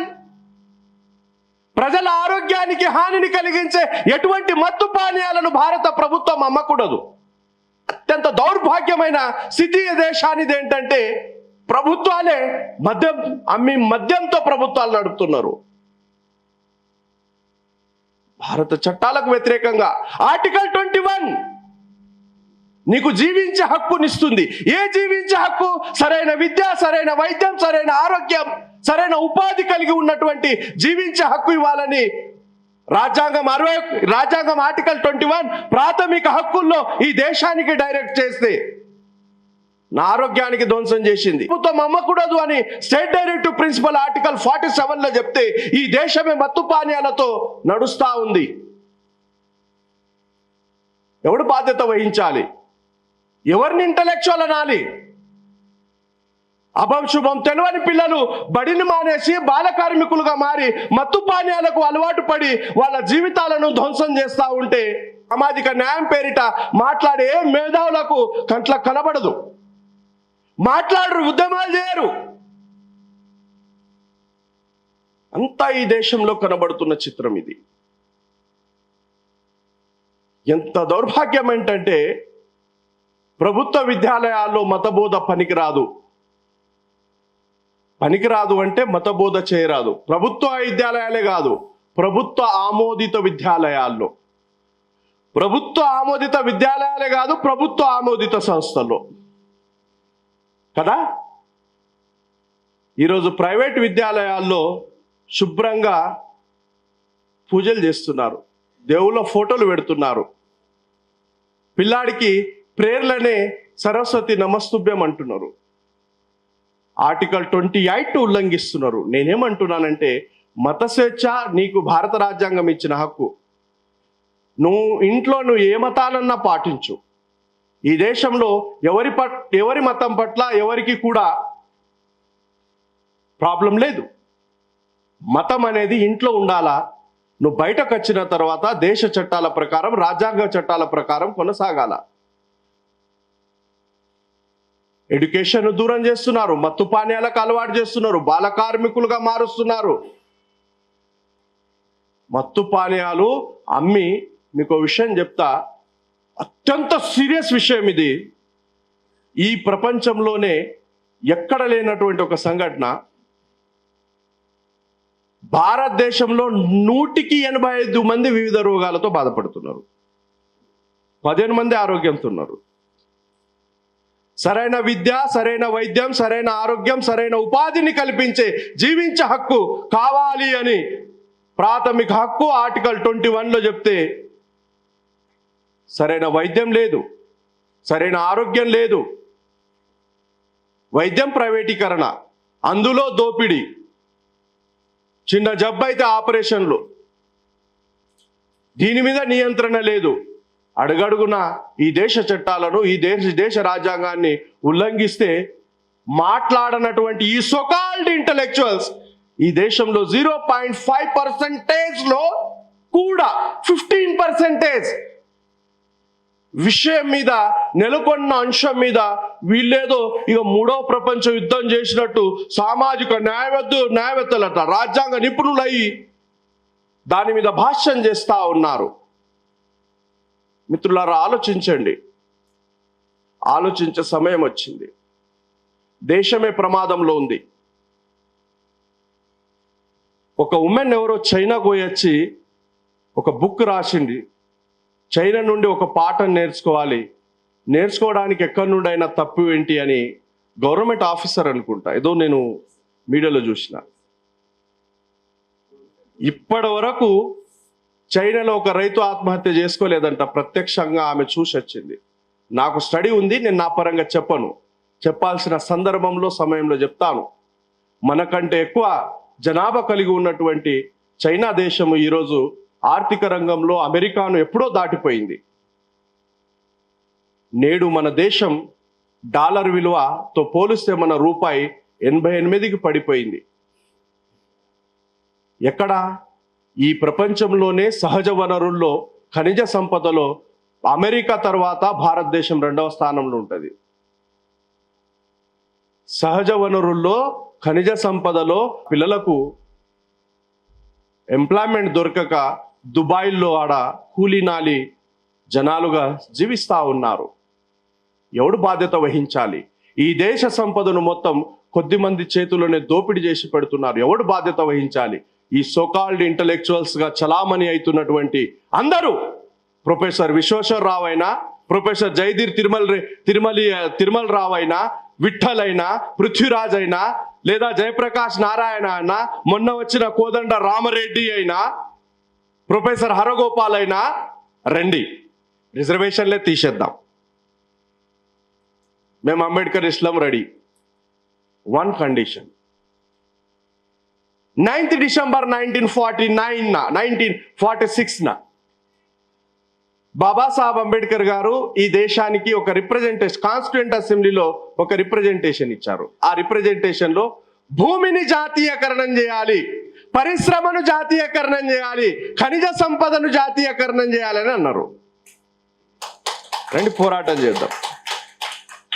చూద్దాం, మీ అగ్రవర్ణాల తెలివిని చూద్దాం, మీ శక్తి సామర్థ్యాలను చూద్దాం, ఎవరిలో దమ్ముందో నిరూపిద్దాం. భూమిని జాతీయకరణం చేయాలని పోరాటం చేద్దాం. రండి. అప్పుడు ఎవరికి రిజర్వేషన్లు అవసరం అవుతావో అప్పుడు కాలమే సమాధానం చెప్తుంది. ఖనిజ సంపదను జాతీయకరణం చేయండి, పరిశ్రమలను జాతీయకరణం చేయండి. రండి, పోరాటం చేద్దాం. ఆ 2 అంశాలను పక్కన పెట్టండి, భూమి జాతీయకరణం చేద్దాం, మొత్తం రిజర్వేషన్ తీసేద్దాం, ఎవరికి అవసరం లేదు. ఉందా దమ్ము? ప్రొఫెసర్ నాగేశ్వరరావు ఈ దేశంలోనే అత్యధికంగా ఈ దేశాన్ని దోపిడీ చేసి విదేశాల్లో దాచుకున్నది వైశ్యులే. మరి నేను చెప్పట్లా, భారత ప్రభుత్వం ఇచ్చే డాటా చెప్తుంది. ఈ దేశ సంపద ఎవడి చేతిలో పోగై ఉంది? అంబానీ చేతులు. అంబానీ ఎవడు? గుజరాత్ బనియా అదానేవుడు గుజరాత్ బనియా. మరి వాడి దోపిడి గురించి మాట్లాడవే నువ్వు? నీకు దమ్ముంటే రాదు, ధైర్యం రాదు. దేశ సంపదను దోపిడీ చేసి విదేశాల్లో దాచిపెట్టడం చేత ఈ దేశమంతా నాశనం అవుతుంది.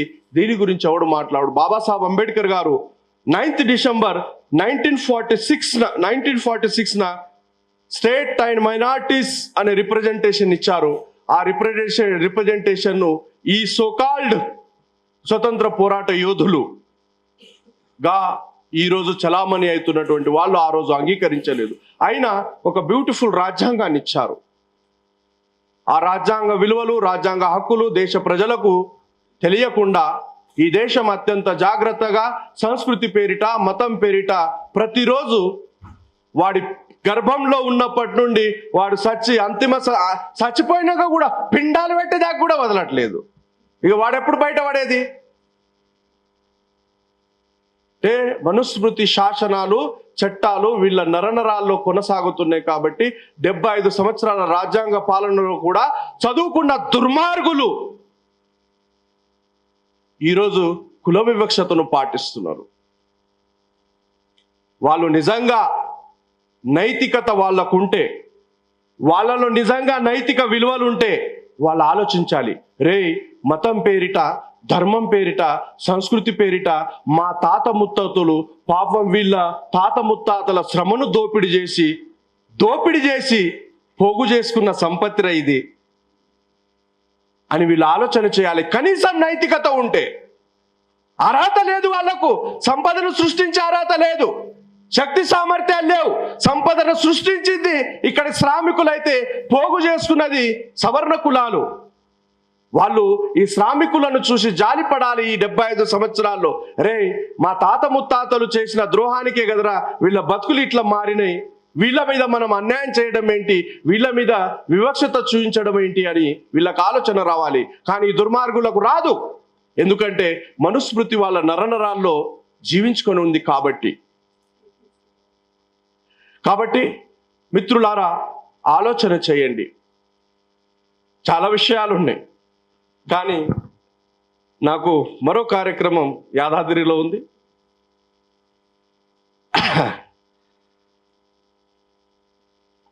ఆల్రెడీ అక్కడ నుండి కాల్స్ వస్తున్నాయి.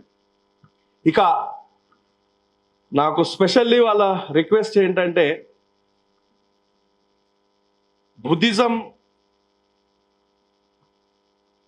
బుద్ధిజం యొక్క రోల్, బాబాసాహెబ్ ఎందుకు బుద్ధిజం వైపు వెళ్ళారు? ఇప్పటివరకు జ్ఞానంలో ప్రపంచానికి అంత చిక్కనటువంటి మహామేధావి బాబాసాహెబ్ అంబేద్కర్.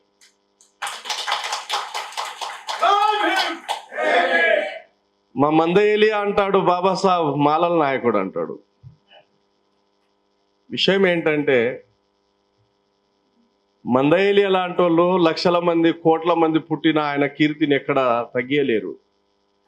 పెద్ద పెద్ద విశ్వవిద్యాలయాలే బాబాసాహెబ్ విగ్రహాలను పెట్టుకొని ఆదర్శంగా తీసుకొని ఈరోజు బాబాసాహెబ్ను ప్రపంచ మేధావిగా కీర్తిస్తున్నాయి. ఏలియలు పుడతారనే విషయం బాబాసాహెబ్కి ఎప్పుడో తెలుసు. కానీ విషయం ఏమిటంటే, అంతటి మహోన్నత వ్యక్తి బౌద్ధం వైపు ఎందుకు వెళ్ళారంటే ఒకే ఒక వాక్యంలో ఒక 5 నిమిషాలు క్లోజ్ చేస్తాను. ఈ ప్రపంచానికి జ్ఞానభిక్ష పెట్టింది బౌద్ధమే. చాలా మంది మా వేదాలను దోచుకున్నారు, వేదాల్లో ఉన్న జ్ఞాన సంపత్తిని ఈరోజు మెల్లగా బయట తీస్తున్నారు అంటున్నారు. ఆర్గ్యుమెంట్ చేస్తే చూడండి ఎట్లుంటాయి ఆర్గ్యుమెంట్స్. ఏముందిరా వేదాలంటే? పుష్పక విమానం అప్పుడే ఉంది, మరి ఎందుకురా ఈ విమానం ఎక్కుతావు? పుష్పక విమానం తయారు చేయరాదని నా అంటాడు అడిగితే. విషయము, వేదాలు దోచుకున్నారు, జ్ఞానం అక్కడిదని మిమ్మల్ని భ్రమలో ఉంచడానికి కారణం ఏంటంటే బౌద్ధం తెలుసుకోవద్దని. నేను చెప్పడం కాదు, 7వ శతాబ్దంలో వచ్చిన హుయాన్సాంగ్ అనే ఒక చైనా విద్యార్థి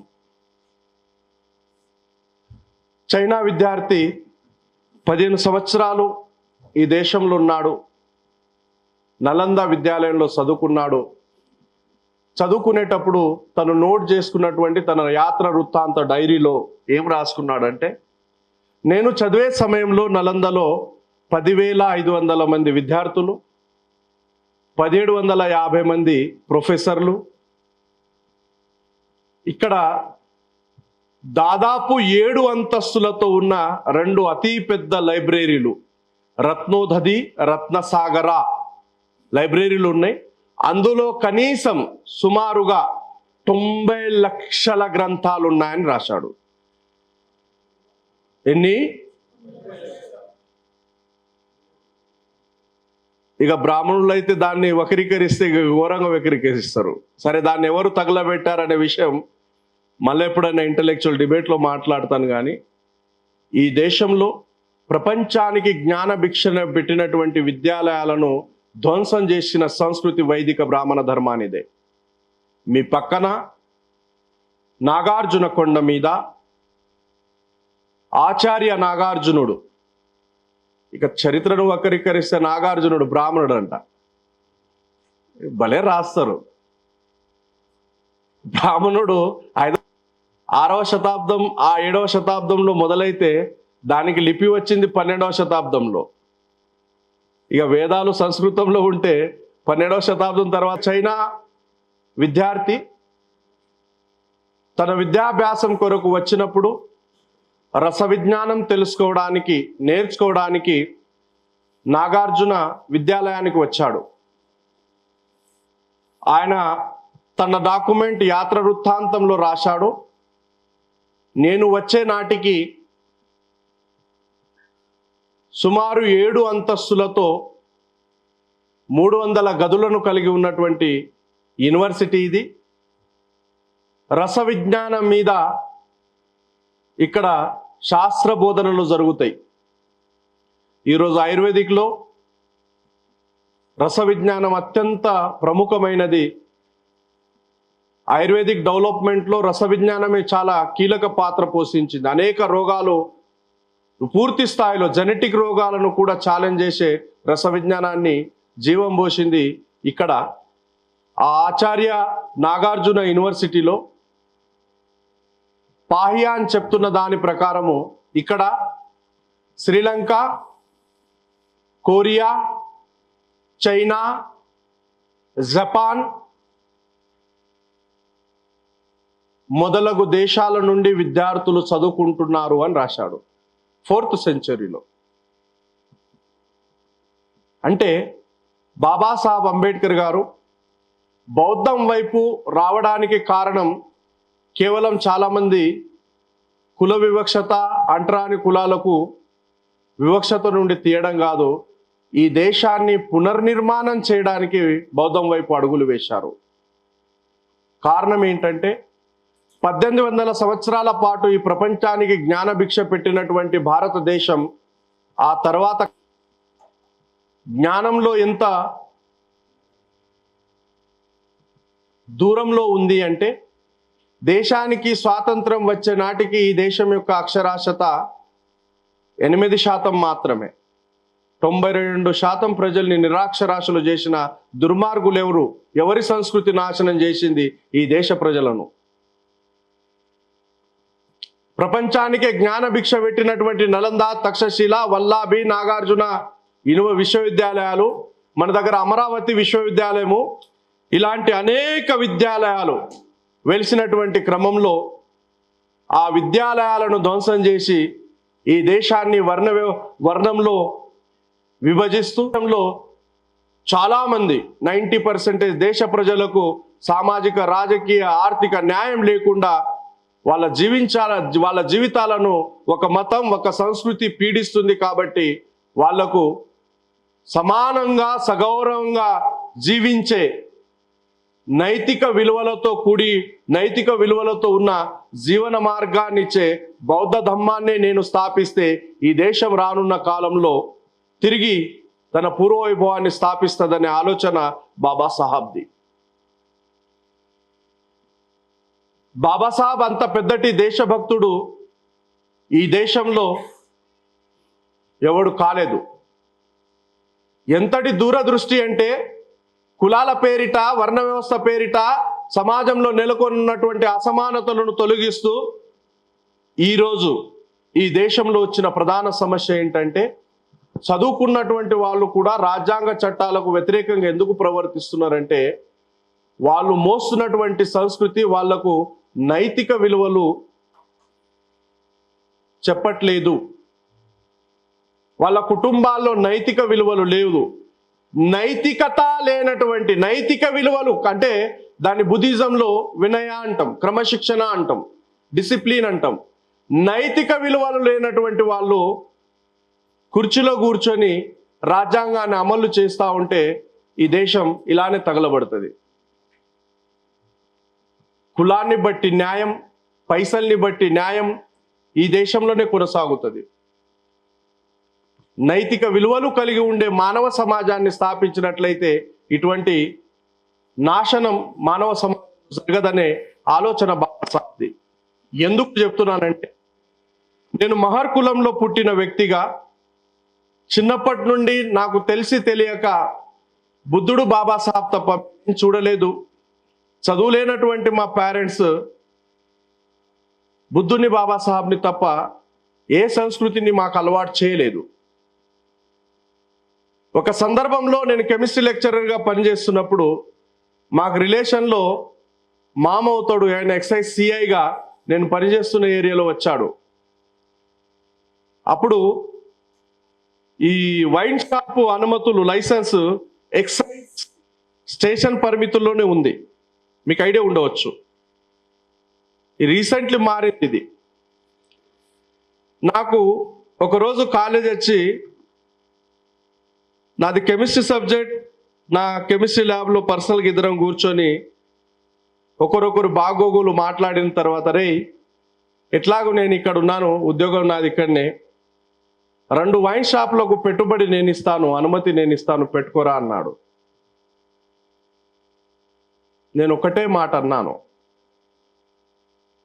నువ్వు పాటించకపోతే నాకు ఎటువంటి బాధ లేదు, నేను బౌద్ధాన్ని పాటిస్తాను, నేను నీ ఆఫర్ను తిరస్కరిస్తున్నానన్నాను. కారణం ఏంటంటే బౌద్ధ ధర్మంలో అష్టాంగ మార్గంలో సమ్యక్ జీవిక, మన భుక్తి కొరకు జీవిక ఏ ఒక్కరికి నష్టం చేసే విధంగా ఉండకూడదు. నేను మామ ఉన్నాడు లైసెన్స్ ఇస్తున్నాడని వైన్ షాప్ పెట్టినట్లయితే నాకు బిజినెస్ అవుతుంది, కానీ ఆ మత్తు పానీయాలు తాగినటువంటి ఆ వ్యక్తి మత్తులో వెళ్తూ బైక్ యాక్సిడెంట్లో చనిపోతే దాని బాధ్యత నాదే. అతడు చనిపోయినట్లయితే ఆయన పిల్లలు అనాథలు అవ్వడానికి బాధ్యత నాదే, ఆయన భార్య విధవరాలు అవ్వడానికి బాధ్యత నాదే. వాడికి జబ్బు పడి వాడు కుటుంబం మొత్తం ధ్వంసం అవుతుంటే దాని బాధ్యత కూడా నాదే. అటువంటి జీవిక బౌద్ధులు కలిగి ఉండరాదని బుద్ధుడు ఆర్య అష్టాంగిక మార్గంలో సమ్యక జీవిక మార్గం చెప్పాడు. నేను సంపదనే కావాలనుకుంటే మామ ఇచ్చిన ఆఫర్ను తీసుకొని ఈరోజు బలంగా ఆర్థికంగా నిలబడేవాడిని కావచ్చుగాక. కానీ తెలిసి తెలియని వయస్సులో బౌద్ధాన్ని అనుసరిస్తున్నాము కాబట్టి ఇతరులను హాని కలిగించే, కష్టాన్ని కలిగించే జీవికను మనం ఎన్నుకోరాదు అని అష్టాంగిక మార్గంలో ఉంది. కాబట్టి ఆ నైతికతతో నేను వైన్ షాప్ను తీసుకోలేదు, తిరస్కరించాను. డబ్బులు పెట్టుబడి అతను పెడతా అన్నప్పటికీ నైతిక మానవ సమాజంలో నైతికతను స్థాపించడానికి బాబాసాహెబ్ అంబేద్కర్ గారు బౌద్ధాన్ని, ఎవరైతే విద్యాలయాలను నేలమట్టం చేసినటువంటి తీవ్రవాదులు, విధ్వంసం చేసే వాళ్ళు తీవ్రవాదులే కదా. గాంధీని చంపినోడు ఎవడు? విధ్వంసం చేసేవాడు, హత్యాకాండలు చేసేవాడిని తీవ్రవాది అంటారు. ఇప్పుడు విద్యాలయాలను ధ్వంసం చేసినోడు ఎవడు? తీవ్రవాది. ఎవడు చేశాడనేది తర్వాత చర్చ. బాబాసాహెబ్ బౌద్ధాన్ని ఇంట్రడ్యూస్ చేయడానికి కారణం ఏంటంటే కుల మతాల పేరిట కుల వివక్షత పేరిట, వర్ణధర్మం పేరిట ఈ దేశంలో అనేక రకాల వివక్షతలు కొనసాగుతున్నాయి. లింగ వివక్షత కొనసాగుతుంది. అనేక ఆచారాల పేరిట ప్రజలు అజ్ఞానంలో జీవిస్తున్నారు. బౌద్ధ మార్గం ద్వారా ఒక మంచి జీవనాన్ని కొనసాగిస్తారని, మంచి జీవన విలువలను కలిగి ఉంటారని, మంచి క్రమశిక్షణను కలిగి ఉంటారని, నైతికతతో జీవిస్తారని బాబాసాహెబ్ అంబేద్కర్ గారు బుద్ధుడిని తిరిగి ఈ దేశంలో జీవం పోయడం జరిగింది. మనం రాజ్యాంగంలో పీఠిక మీద ప్రమాణం చేశాము. ఆ ప్రమాణంలో స్వేచ్ఛ, సమానత్వం, సోదరభావం, సమన్యాయం ఈ సూత్రాలు బుద్ధుడిచ్చినవే. బాబాసాహెబ్ అంబేద్కర్ గారు రాజ్యాంగంలో బుద్ధుడిని తిరిగి చక్రం ఇక్కడ ఉంది. అది బౌద్ధంలోనిదే. అశోకుని సింబల్ అని చాలా మంది భ్రమపడతాం. దాని పేరు అశోక చక్రం. అశోకుడు ఇచ్చిన చక్రం కాదు అది. అశోక చక్రం అంటే బౌద్ధ జీవన విధానంలో జరా నుండి మరణం వరకు దుఃఖానికి కారణాలు మొత్తం స్టెప్స్. ప్రత్యుత్య కారకారిణి సిద్ధాంతంలో అజ్ఞానం నుండి జరా మరణం వరకు 12, దానికి రివర్స్ గా ప్రాక్టీస్ చేయడం 12. మొత్తం 24 ఆకులతో దమ్మ చక్రం ఉంటుంది. అంటే అశోక అంటే అర్థం ఏంటి? శోకం నుండి బయటకు తీసుకొచ్చేటటువంటి చక్రం ఇది. ఇంకో విషయం, సరే ఒక మతాన్ని కించపరచడానికి చెప్పను కానీ ప్రపంచ మానవ జాతి కళ్యాణం కొరకు ఆలోచించే ఒక వ్యక్తిగా చెప్తాను. విషయం ఏమిటంటే, ఈ ప్రపంచంలో ఉన్న మానవ సమాజానికి ఏం కావాలి? ఒక్క మాటలో సమాధానం ఇవ్వండి.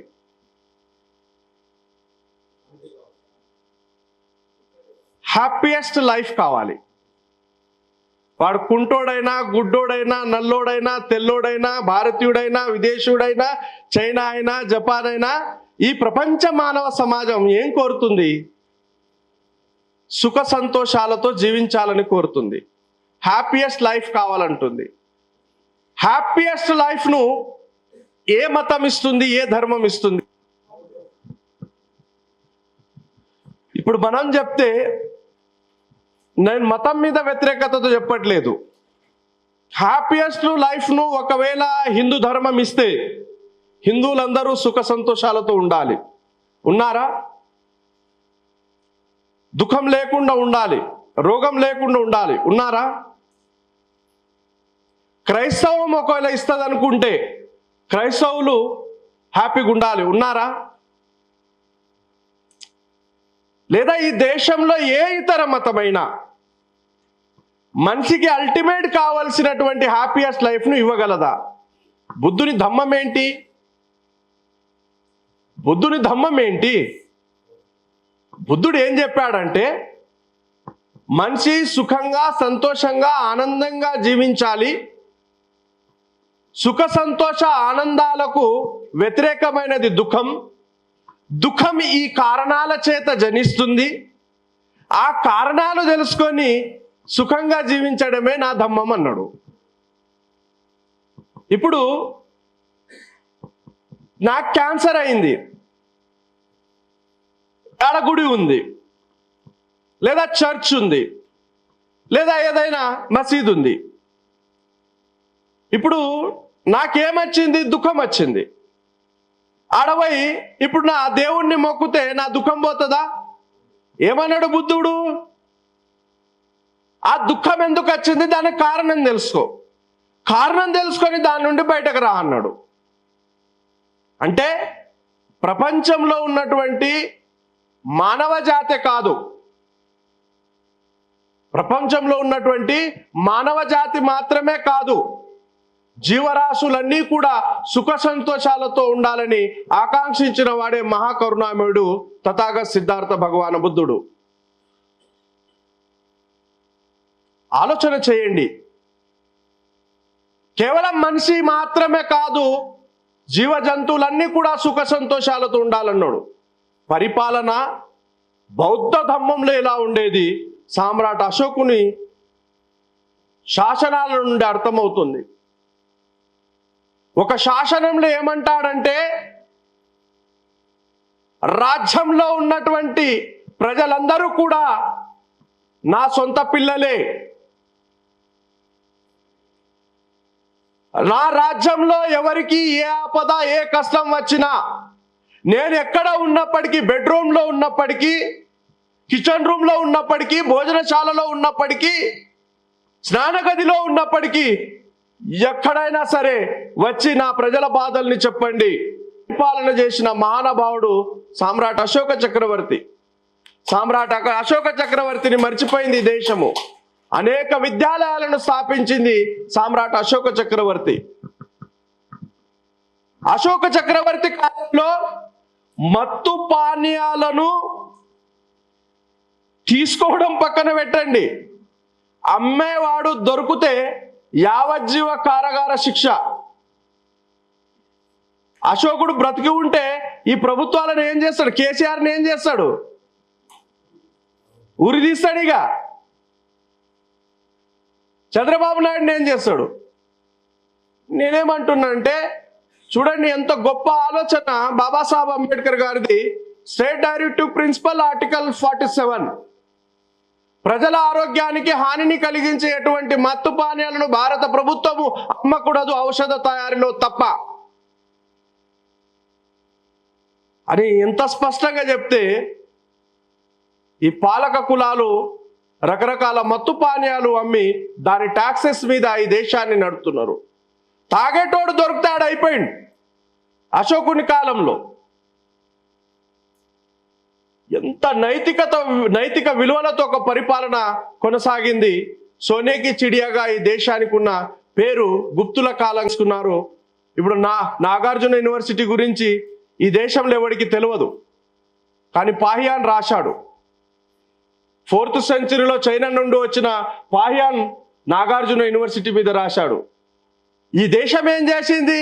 నాగార్జున యూనివర్సిటీని నేలమట్టం చేసింది, నలంద యూనివర్సిటీని తగలబెట్టింది, తక్షశిల యూనివర్సిటీని నేలమట్టం చేసింది, విక్రమ్శీలను తగలబెట్టింది, వల్లాభిని ఆక్రమించి ఈరోజు శ్రీకృష్ణుడి ద్వారక అంటుంది. ఆ సముద్ర గర్భంలో ఉన్నది వల్లాభి పట్టణం, వల్లాభి విద్యాలయం. అనేక రకాల అనిసెంట్ బుద్ధిస్ట్ ప్లేసెస్ను ఆక్రమణ చేసి రకరకాల పౌరాణిక కథలతో ప్రజల్ని అజ్ఞానంలో నెట్టేసి ఈ దేశాన్ని బలహీనపరిచింది బ్రాహ్మణీయ హిందూ వ్యవస్థ. నేను ఒక మతం మీద వ్యతిరేకత చెప్పట్లేదు. ఒక దేశభక్తుడిగా ఈ దేశంలోని ప్రతి పౌరుడు సగౌరవంగా జీవించడానికి భారత రాజ్యాంగం అనేక చట్టాలు నిర్మాణం చేసినప్పటికీ ఈ దేశంలో ఉన్నటువంటి పాలక కులాలు ఆ రాజ్యాంగ చట్టాలను సరిగ్గా అమలు చేయక ఇప్పటివరకు ఈ దేశంలో రాజ్యాంగం కేవలం 1% కూడా అమలు కాలేదు. నేను ఒక్కటే మాట అంటున్నా, ఈ పాలక కులాలకు 100% పక్కన పెట్టండి, 25% దేశ రాజ్యాంగాన్ని ఇంప్లిమెంట్ చేయండి. అమెరికాను ఒక 4 సంవత్సరాలు దాటిపోతుంది భారతదేశం. ఓన్లీ 25%. మిత్రులారా, అంత గొప్ప రాజ్యాంగం ఈరోజు పరిపాలన లేదు అంటే, అంత గొప్ప రాజ్యాంగం కల్పించినటువంటి హక్కులు ఈ దేశ ప్రజలకు నోచుకోలేదంటే, ఈ దేశ ప్రజలు మతం మత్తులో అజ్ఞానంతో జీవించడం కారణం చేత మనం మన హక్కుల కొరకు పోరాటం చేయాలి, రాజ్యాంగ చట్టాల కొరకు పోరాటం చేయాలి, దేశ ప్రజల్ని రాజ్యాంగం హక్కుల మీద చైతన్యం కల్పించాలి. మనం మన దేశ యొక్క పూర్వ సంపత్తి ఏమిటి, మన దేశం యొక్క ప్రాచీన సంస్కృతి ఏమిటి, ఎందుకు పతనమయ్యాం, తిరిగి ఈ దేశంలో ప్రపంచంలో అగ్ర రాజ్యాంగం నిలబెట్టడానికి దేశ పౌరుడిగా మన బాధ్యత ఏమిటి, ఈ విధంగా దేశ పౌర సమాజాన్ని చైతన్యం చేస్తూ భారత రాజ్యాంగ విలువల్ని హక్కుల్ని కాపాడుకునే ప్రయత్నం సమతా సైనిక దళ రూపంలో ఎల్లవేళలా నేను చేస్తూనే ఉంటా. ఈ కార్యక్రమానికి అత్యంత శ్రమతో అనేక కష్టాలు ఉంటాయి. ఒక ఆర్గనైజర్కు నన్ను ఇంత దూరం లేదు, నా మీద 4 సార్లు అలిగి నువ్వు రాకపోతే ప్రోగ్రామ్ పెట్టుపో అని వార్నింగ్ ఇచ్చి చివరికి బ్లాక్మెయిల్ చేసి నన్ను రప్పించిన సైదులు గారికి, అడ్వకేట్ నరేందర్ గారు ఆ రోజు హైదరాబాద్లో కలిసి లేదు దాని ఇంపార్టెన్స్ చెప్పే వరకు అప్పటి వరకు నేను రాను అనుకుంటూనే ఉన్నా, ఎందుకంటే షెడ్యూల్స్ చాలా టైట్ ఉన్నాయి. ఇక తప్పదు, నన్ను బలవంతంగా బ్లాక్మెయిల్ చేసి మాత్రం తేవడంలో సైదులు సక్సెస్ అయ్యారని చెప్తూ, ఇంత ఓపికతో విన్న మీ అందరికీ మరోసారి ఉద్యమ జైభీంలు తెలుపుతూ సెలవు తీసుకుంటాను. Thank you. జై భీమ్, జై బుద్ధ, జై భారత్. అందరూ కూర్చోగలరు. ఒక విషయం గుర్తుపెట్టుకోండి, కార్యక్రమ నిర్వహణ ఇక నేను నా గురించి చెప్తే అది పెద్దతనమే, కానీ ఎంతో టైట్ షెడ్యూల్లో ఉన్న నేను నిజం చెప్తున్నా, బ్లాక్మెయిల్ చేసి వాడికి వచ్చింది వీళ్ళిద్దరు. మనం ఒక కార్యక్రమంలో వస్తున్నామంటే ఒక ఆనవాయితీ ఏంటంటే రొటీన్ పనులు ఆ రోజు పులి స్టాప్ చేస్తేనే ఎంతో కొంత. ఎప్పుడూ ఈ దేశంలో జరుగుతున్న ప్రాబ్లం ఏంటంటే రొటీన్ పనులు పడుతున్నాం, మెయిన్ పనులు మర్చిపోతున్నాం. కాబట్టి ఇంకా చాలామంది వక్తలు ఉన్నారు, చాలా విషయాల మీద నాలెడ్జ్ కల్పించే వాళ్ళు ఉన్నారు. దయచేసి లేవకుండా డిస్టర్బ్ చేయకుండా, తిండికి ఎంత టైం ఉంది, ఇంకో 5-10 నిమిషాలు ఉంది, అప్పటి వరకు ఒక వక్త స్పీకర్ మాట్లాడతారు. దయచేసి డిస్టర్బ్ చేయకుండా వినడానికి ప్రయత్నం చేయండి. ఎవరు లేవకూడదు, నేను వెళ్తున్నానని ఫోటో మీటో అనొద్దు. నేను మీ మనిషినే, నేను గ్రౌండ్ మనిషినే, ఇంటికి భోజనానికి పిలిచిన వస్తా, దాంట్లో ఏం అబ్జెక్షన్ లేదు. ఫోటోలతోటి ఒరిగేదేమి ఉండదు. జ్ఞానం అనేది చాలా ముఖ్యము. కంటిన్యూ చేయండి.